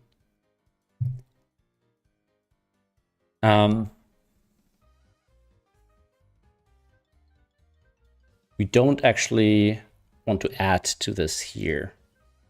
Basically, I'm trying to figure out how to update, excuse me, update the count value. So this is a new one. So token will be this. Is token used for anything else? It's used on there. But what we can do is we can just do this. Cursor just gets passed in as cursor. Count comes in as 0 at this stage. Right? And then we're pushing that. Right?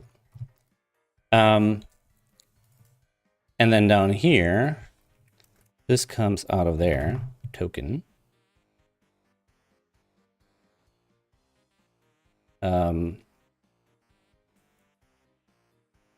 Okay. Cache check cursor. It goes in there. So at the end of this block, it doesn't matter if it's coming out of the cache or not. We have this stuff in here. We're getting token out of there. We can update count from here. So dot count plus equals grids dot length. Right. And we don't want to output the whole thing, but we do want to output this here. Console.log. We'll do check cursor dot token dot count. Right? So if I do a brand new request here,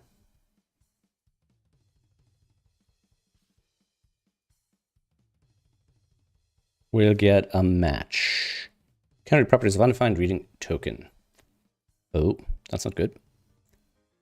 Token equals this. If token, yada yada, token equals token. Sure.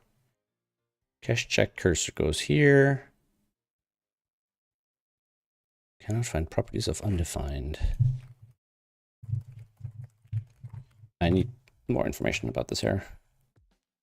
27083. Cache checked cursor. Token.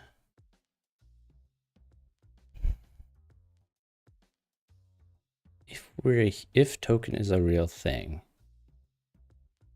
Cursor from cache. Oh, wait. If that find fails. If that find fails. Okay, so that find fails, right? And then we'll just have to, yeah. So if equals undefined, do that. So we do that check first. This is not an else thing. Okay, because okay, it's good that I had that in. It gives me this error situation. Right? We don't need any of that. Don't need that. And we'll deal with that down there. That happens down here. Right. So this hits 1,000 items. Sorry, 100 items. And count at the start of that was 0. right? And that's the token. Now, if I request this token here, what happens? It finds it.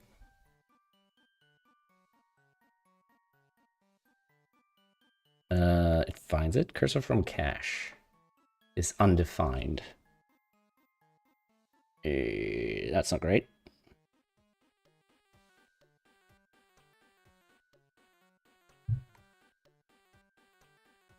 Read properties undefined. Okay, wait a second. Why we're still, first of all, why we're still failing here? So if I do this, right? What happens? It should just give me a new one. Now, if I request this one, read properties of undefined reading symbol simple async iterator. What happens? These and these type error can read of undefined reading symbol simple iterator. Cursor dot cursor. It still doesn't like attach the cursor correctly to this thing. Right, so if I do this, right? Now I do this. We have this whole thing, which I'm guessing is the cursor. Cursor, sure. And then the moment we hit dock of cursor, oh, okay, because we're not assigning it here, right? So cursor equals this dot cursor, right? Token is already assigned here. Token becomes a random ID here. Because if we're not finding it, then token gets a new random ID. First thing here. Then we can just do that super simply here, like that. So that's our blank thingamajig. This will always be token, right? Cursor will always be cursor, which we don't need to output anymore. And here, token will also be token. We can actually do this, this, and that. Now, we should get an error. Reading cursor.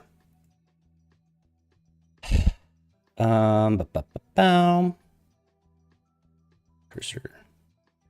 Cursor from cache. Read property undefined reading cursor. 1058. What am I still getting wrong? Oh, we still have to do this check. If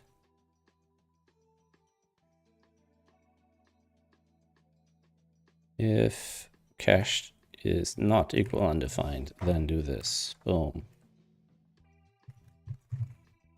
Don't really need to do that. Okay. So now we're getting a new cursor. We're sticking it in there. Okay, token grids blank. Why? Cache cursor. Okay, so how we're creating this cursor? We're creating it without any limits. Count is 0. Continue. Break. Grids.length is 0. Why? Grids.length is 0. So if I break out of this, I cannot just resume at some later stage.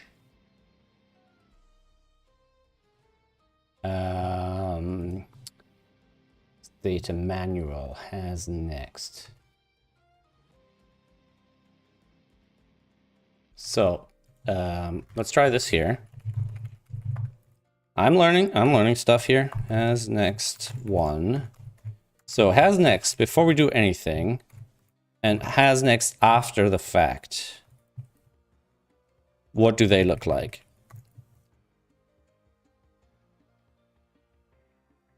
So has next 1 true, has next that true. Now, with our cached cursor, it's also true, but apparently this doesn't do it anymore.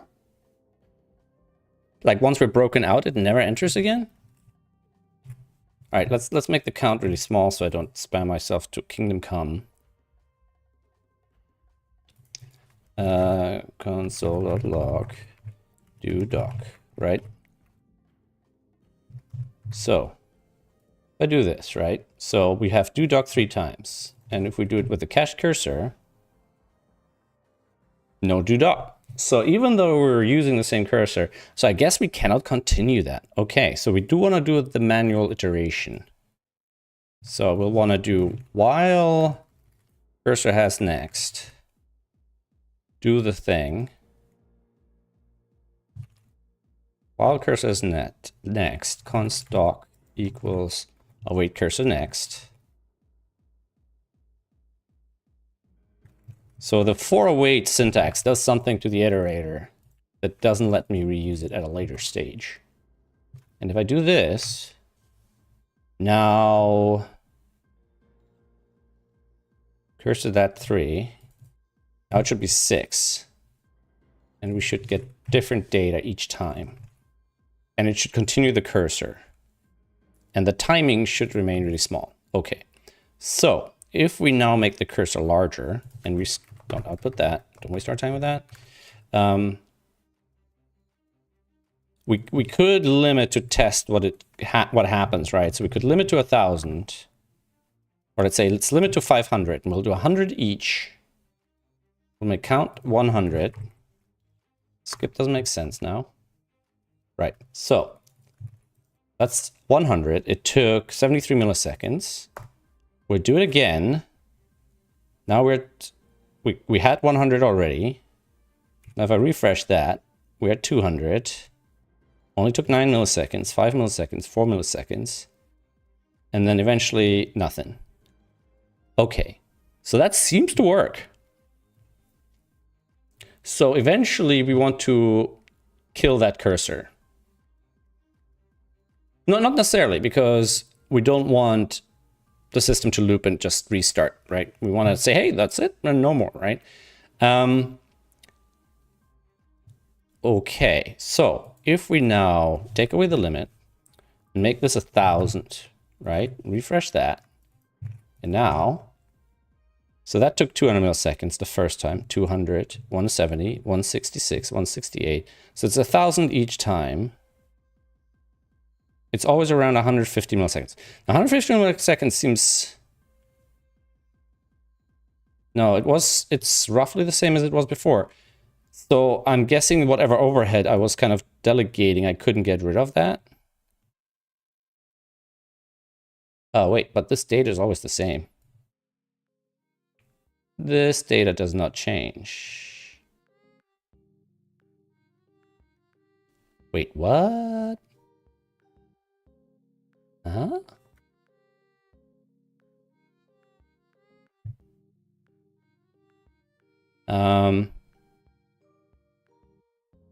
Okay, so that generates a new thing. Grids join like okay, all right, so we get new data, new data, new data, new data, new data, new data, new data, 9,000, 10,000, still new data. All right, each time around 150, 200 milliseconds, new data, new data, new data. How big is it? It's about 7 kilobytes each, yeah, with compression. Okay, okay, okay, okay, okay. 30,000, 31. So I can get through all of them, and it's roughly constant amount of time on the server side. And once we hit around 59,000 it was. Ah, and now we got one that was smaller. And if I refresh again, we won't get any more grids. Cool. So that works. Okay, so that proves out the theory. All right. So now if I refresh this, and let's not include a token at this point, right? So we do this, right? And that gets us the data, and it takes 130 milliseconds on the server, right? So what I want to be able to do is I want to basically start processing it while I'm fetching the next one, sort of thing, right? So we need to kind of make these work together. So let's do a function here. Const start processing async, right? So then we'll do our first fetch. And we'll, yeah, so I can fetch data set token, right? We'll just do this kind of thing. We'll just do await again. .json. We'll make this our URL. Right? We don't need any local variables. We don't even need to await. We can just do that. Right? And then the URL, we're just gonna say token. If we have a token, we'll put a token here. Actually, we'll do something like this. Well, just question mark token equals, right? Else, did I get this right? Else, nothing. Right? So, instead of doing this, boom, we'll call start processing, like that. And then we'll say let res equals await fetch data set.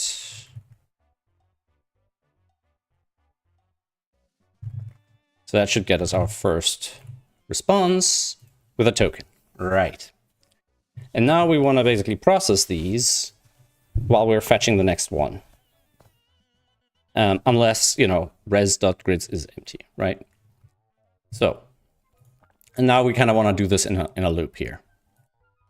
We'll do let token equals res.token.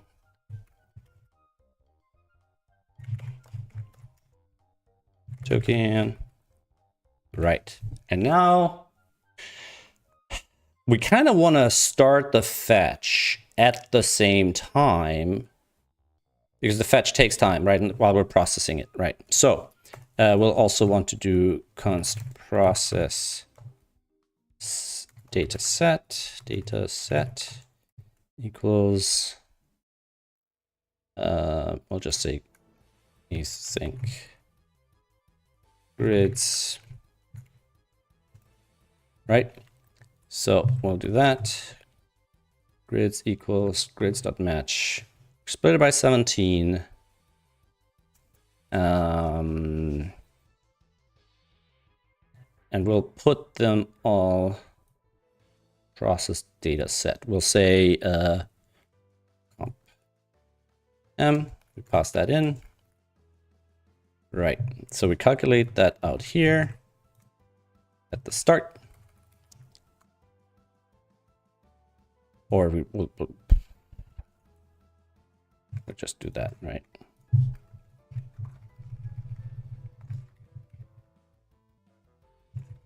Pass that in there. We have our that. We have our thingamajig. And now we kind of want to do a process, a promise all, right? So we want to do await res equals await promise all, where the first one is our process data set, which is comp m and res.grids. And the other one is fetch data set token, right? And now, if we output res, it should get us two things. It should get us grids, process data set, grids equals grids.match. Yeah, sure. It should get us two results. The first one is undefined. which is our process data set. That's fine. And the second one is the result of the next fetch, which now should have different data in it, right? And if we output res the first time round, we should see that they're different. Same token, different data, right? And then for the result, we'll just go through these. Kind of do that bit.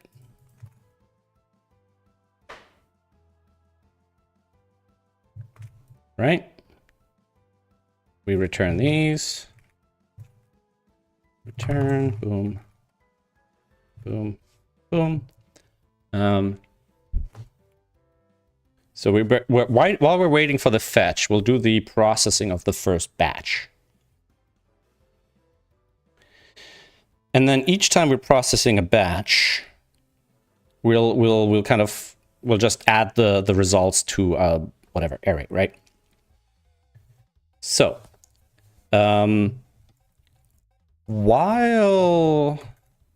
let's make this smaller to simulate running out of things, right?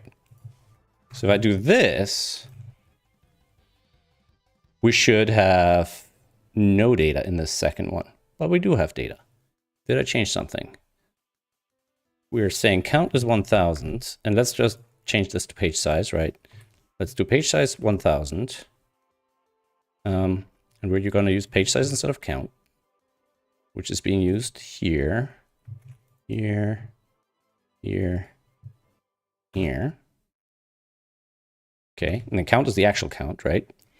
So we're doing this 480 times. How's that 480? 480 grids.length has next false. What? Is the limit 500 a problem? Yes, it is. Okay. But that should tell us that the second one just... Okay, so the second one... Okay. So that's fine. So that simulates having less than one page worth of data. Right.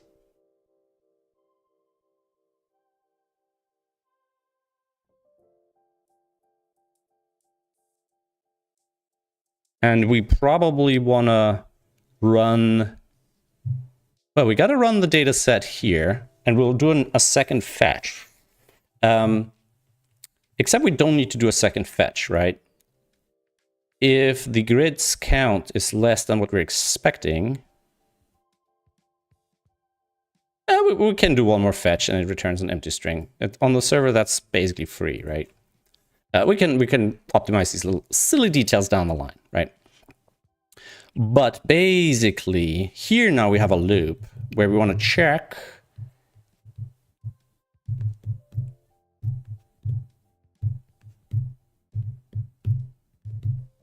We want to check if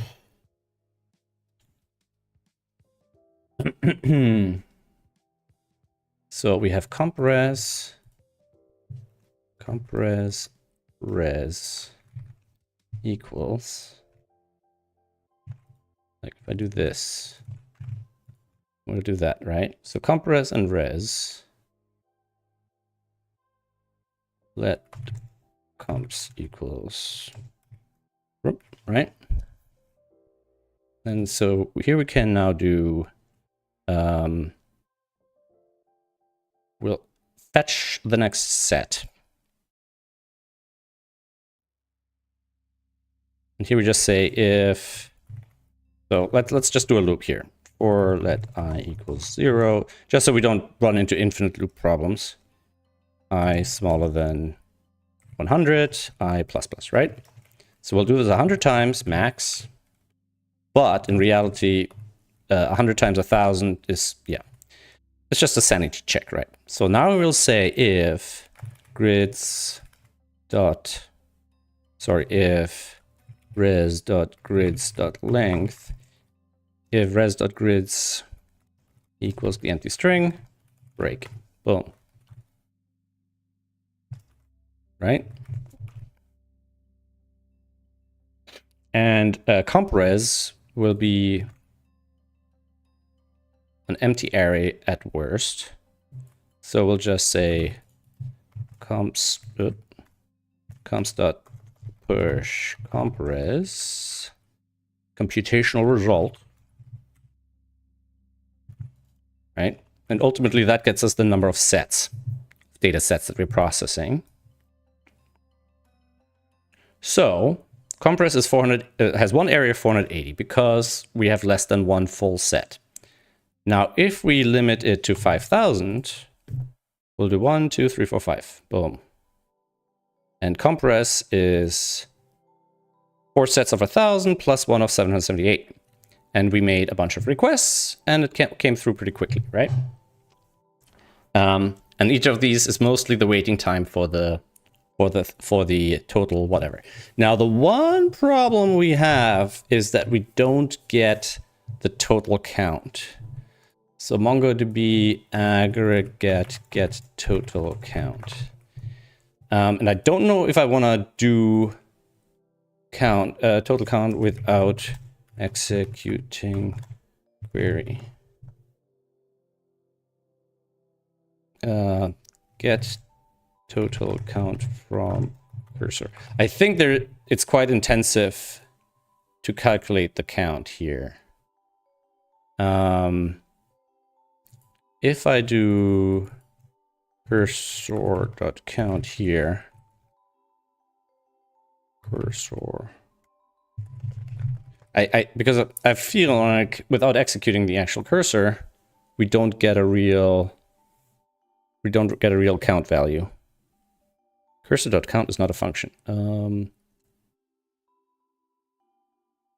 Oh. Okay. All right. Node.js.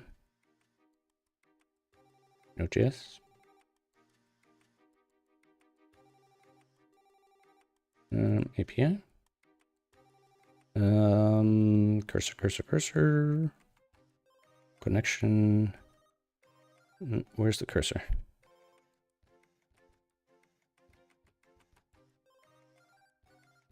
Abstract cursor. Where can I get things like, you know, Mongo cursor maybe? Client, credentials, crypto, cursor in use error, cursor exhausted, collation options, count. God damn it, connection info, connection count options, client. These are interfaces, right? Cursor stream options, count options. Interfaces, T. Cursor flags. Types, I guess. Flags, classes. How is cursor not a class? God damn it. All right. Aggregate, returns, aggregation cursor, thank you. Aggregation cursor, do we have a count function or a get count or calculate count or listener count? Clone, batch size, limit, lookup, set my host in mind, listener count once. Anything here that indicates I can count the number of documents? Client get mix limit, lookup. Find count. Buffered count. Returns current buffered documents length. What does that mean? What is a buffered document?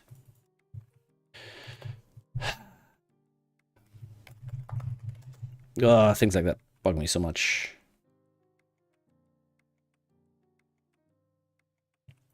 Node.js get cursor count.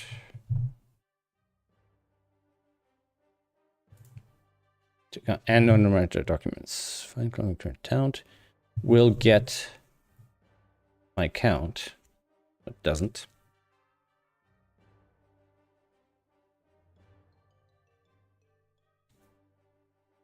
Clause info yippee. Callback null process item. Find cursor. Cursor.count. So cursor.count just outright doesn't work. Cursor.count is not a function.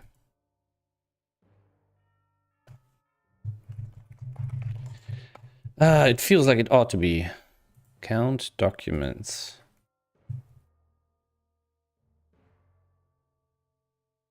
Count documents. User collection count documents. The two tables need to happen. Once for when you want to use the cursor, once for getting the count. This means that there can already be a difference between both resultants. No one has right. Duplicate their respective cursor and collection count. APIs in favor of new APIs that responds to count documents and estimated document count. Respective alternatives for collections and not for cursors.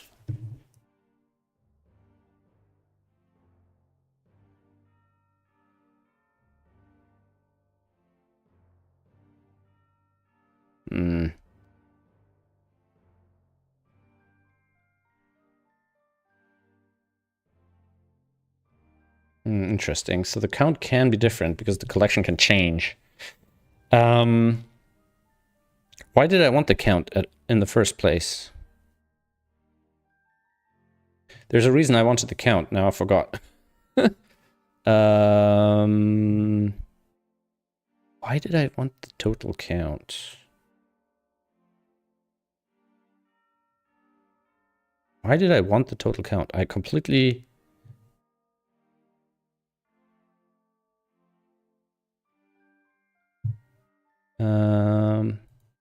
why did I want the count? So if I do this, I'm getting an error as I'm pulling these. Oh, to show progress. How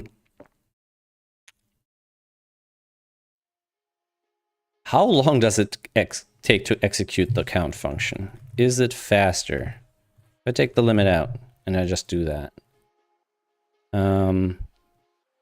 Aggregate as next. So just doing the counts separately might not be too bad. So maybe we'll do it only on the first try. If I do this, right? Then I'll do that. Then we'll just say that.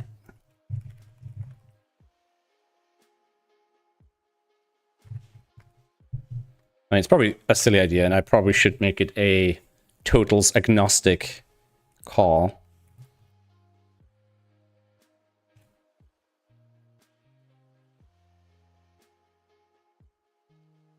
Okay, this is a problem.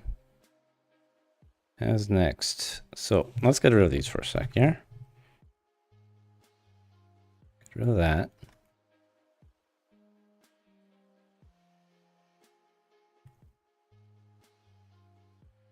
Okay.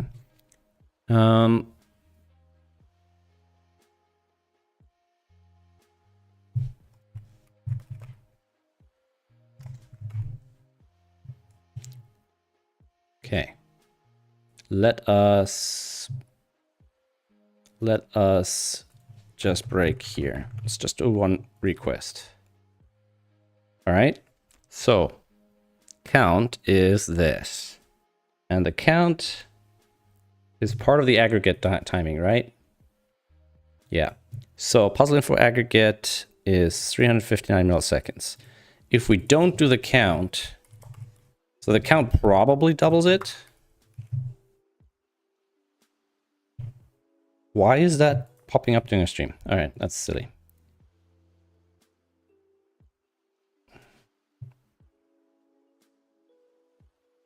Can I disable? Can I do this? Yeah, thank you.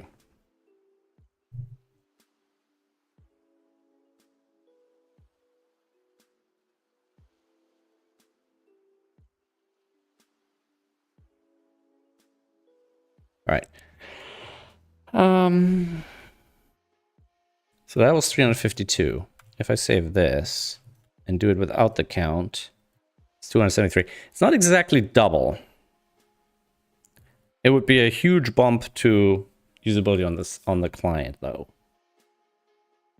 I mean, what we could do is we could have some sort of estimated value and cache that, so it doesn't get updated very often. We could just hard code it as 55,000 sort of thing. Because we don't know how many of them will fail either, right? So that number isn't accurate. So it's silly. Let's not do that. All right. So now on the client, let's do something on the screen. Let's do something to display some stuff. So we'll have a div. ID equals output, right? Const output equals document dot query selector output, right? So we'll do output el dot text or inner HTML equals and output el dot plus equals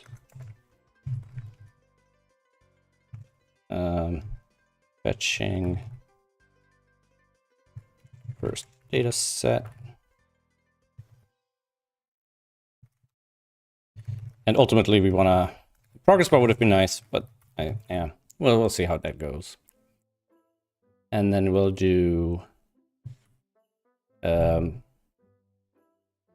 processing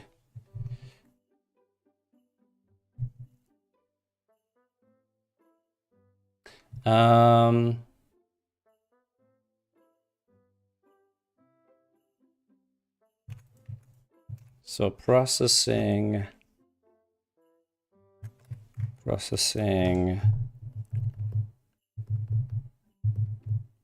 set 1. Okay. ID equals set count. Set count equals just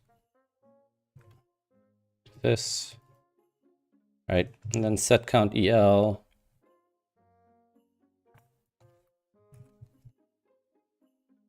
the inner HTML equals boom. That's just gonna be I plus 1. Yeah, just to try it, right? Okay, and if we don't have this break, how does that look? Boom, boom, boom, boom, boom, boom, boom, boom, boom, boom, boom, boom. Then we'll have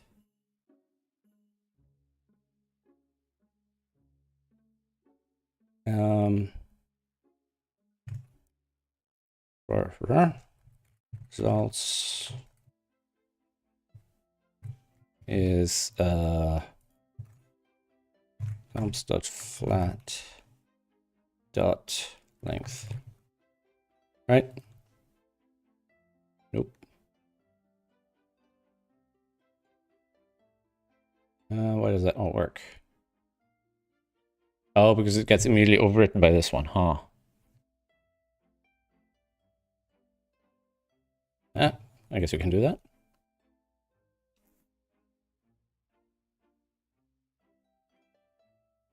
Okay. So that's roughly the speed it's going at. And I'm guessing the larger each individual set is, the less overhead there will be. So I'm seeing around 140 to 170 with 1,000, right? And we can probably output some time information here as well. Let t0 equal date.now. Put that over here. And then we'll say results time date.now minus t0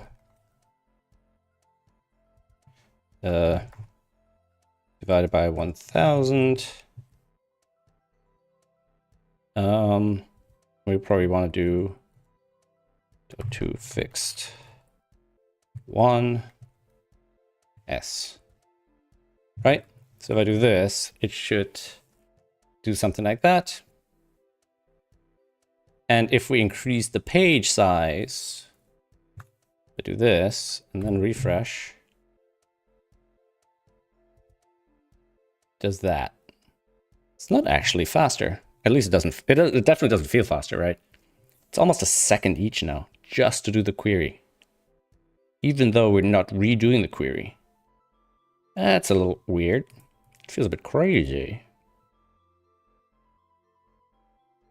Wow. So that takes 14 seconds to do it like this. Is it because of the compression? If I don't do the compression. If I don't do this. And I'll just push the solution straight. And then over here, I skip the decoding. And we'll just say, we don't split it by 17, we'll split it by 81. Right? And then S81 equals grid. Oops. Like that. Right? Has already been declared now.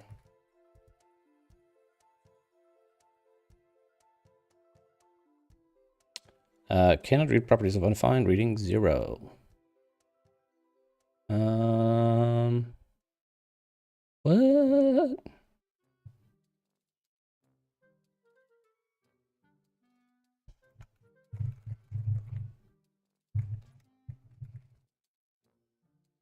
Why does this not work?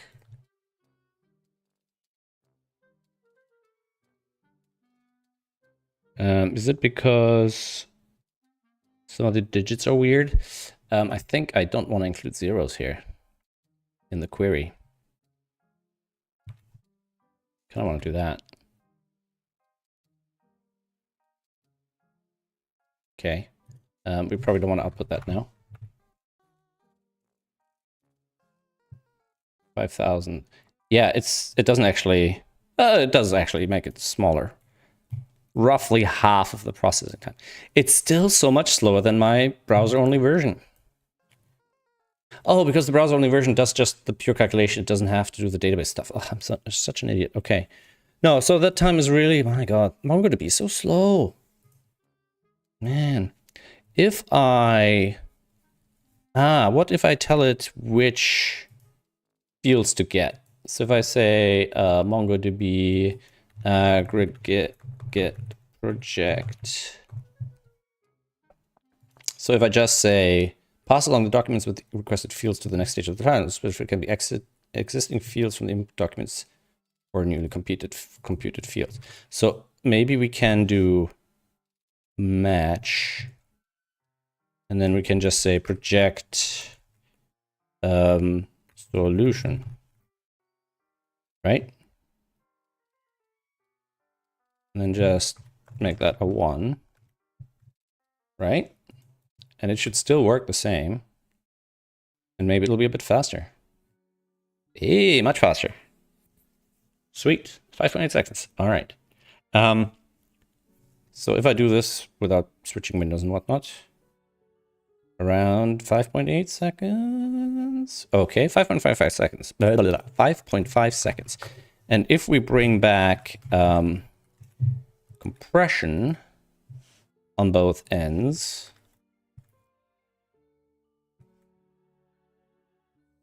right? Like that. 200 milliseconds versus 20 milliseconds. Holy moly. But it's not that much slower. So because it's now in parallel. Okay, that's curious. Whoa, something just happened. Hello? Hello? That's weird. I think my noise cancelling headphones are out of battery. Suddenly, I hear a motorcycle in the distance, very noisily. All right, so you guys hear any noise? My microphone is a bit old. Let's see. Yes, I want to look at the file sizes, right? So they're 30 of 58K. Is that the... That's the compressed version, right? So if we do the compressed version, it'll transfer around 400 kilobytes and around a megabyte of data. And if we do the uncompressed version, so it's 400 kilobyte and a megabyte, right? We'll just do that, and we can do, oops, this and this and this. So we'll say const compressed equals true. Compress equals true. Then we'll say if compress, do one thing, else do the other. Right?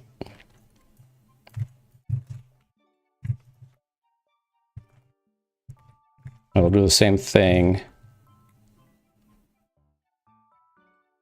Wait, it's 400, 900. Okay, 400, 900. We'll do that false now.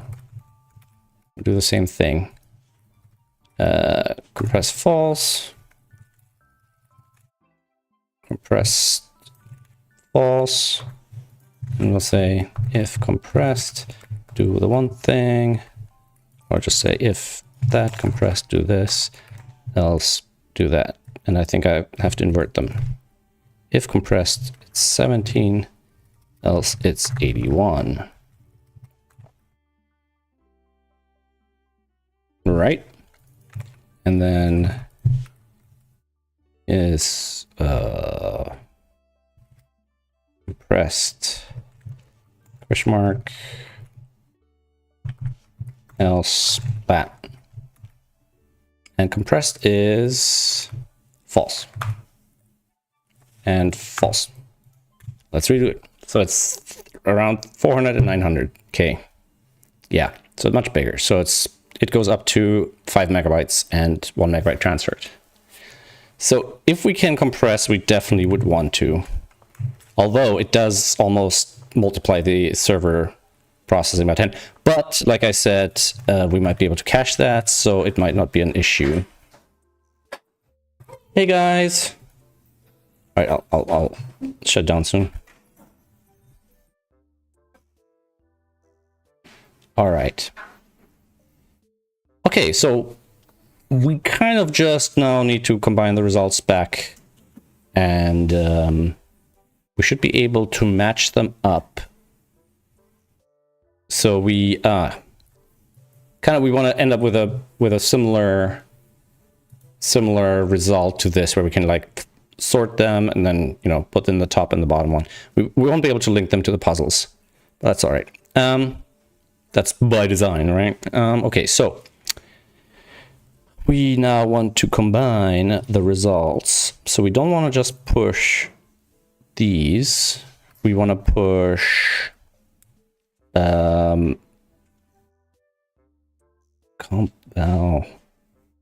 compres res.grids. So we'll kind of want to do compval S81. Basically, we want to do this, and then at the end, we do want to do comps equals comps.flat.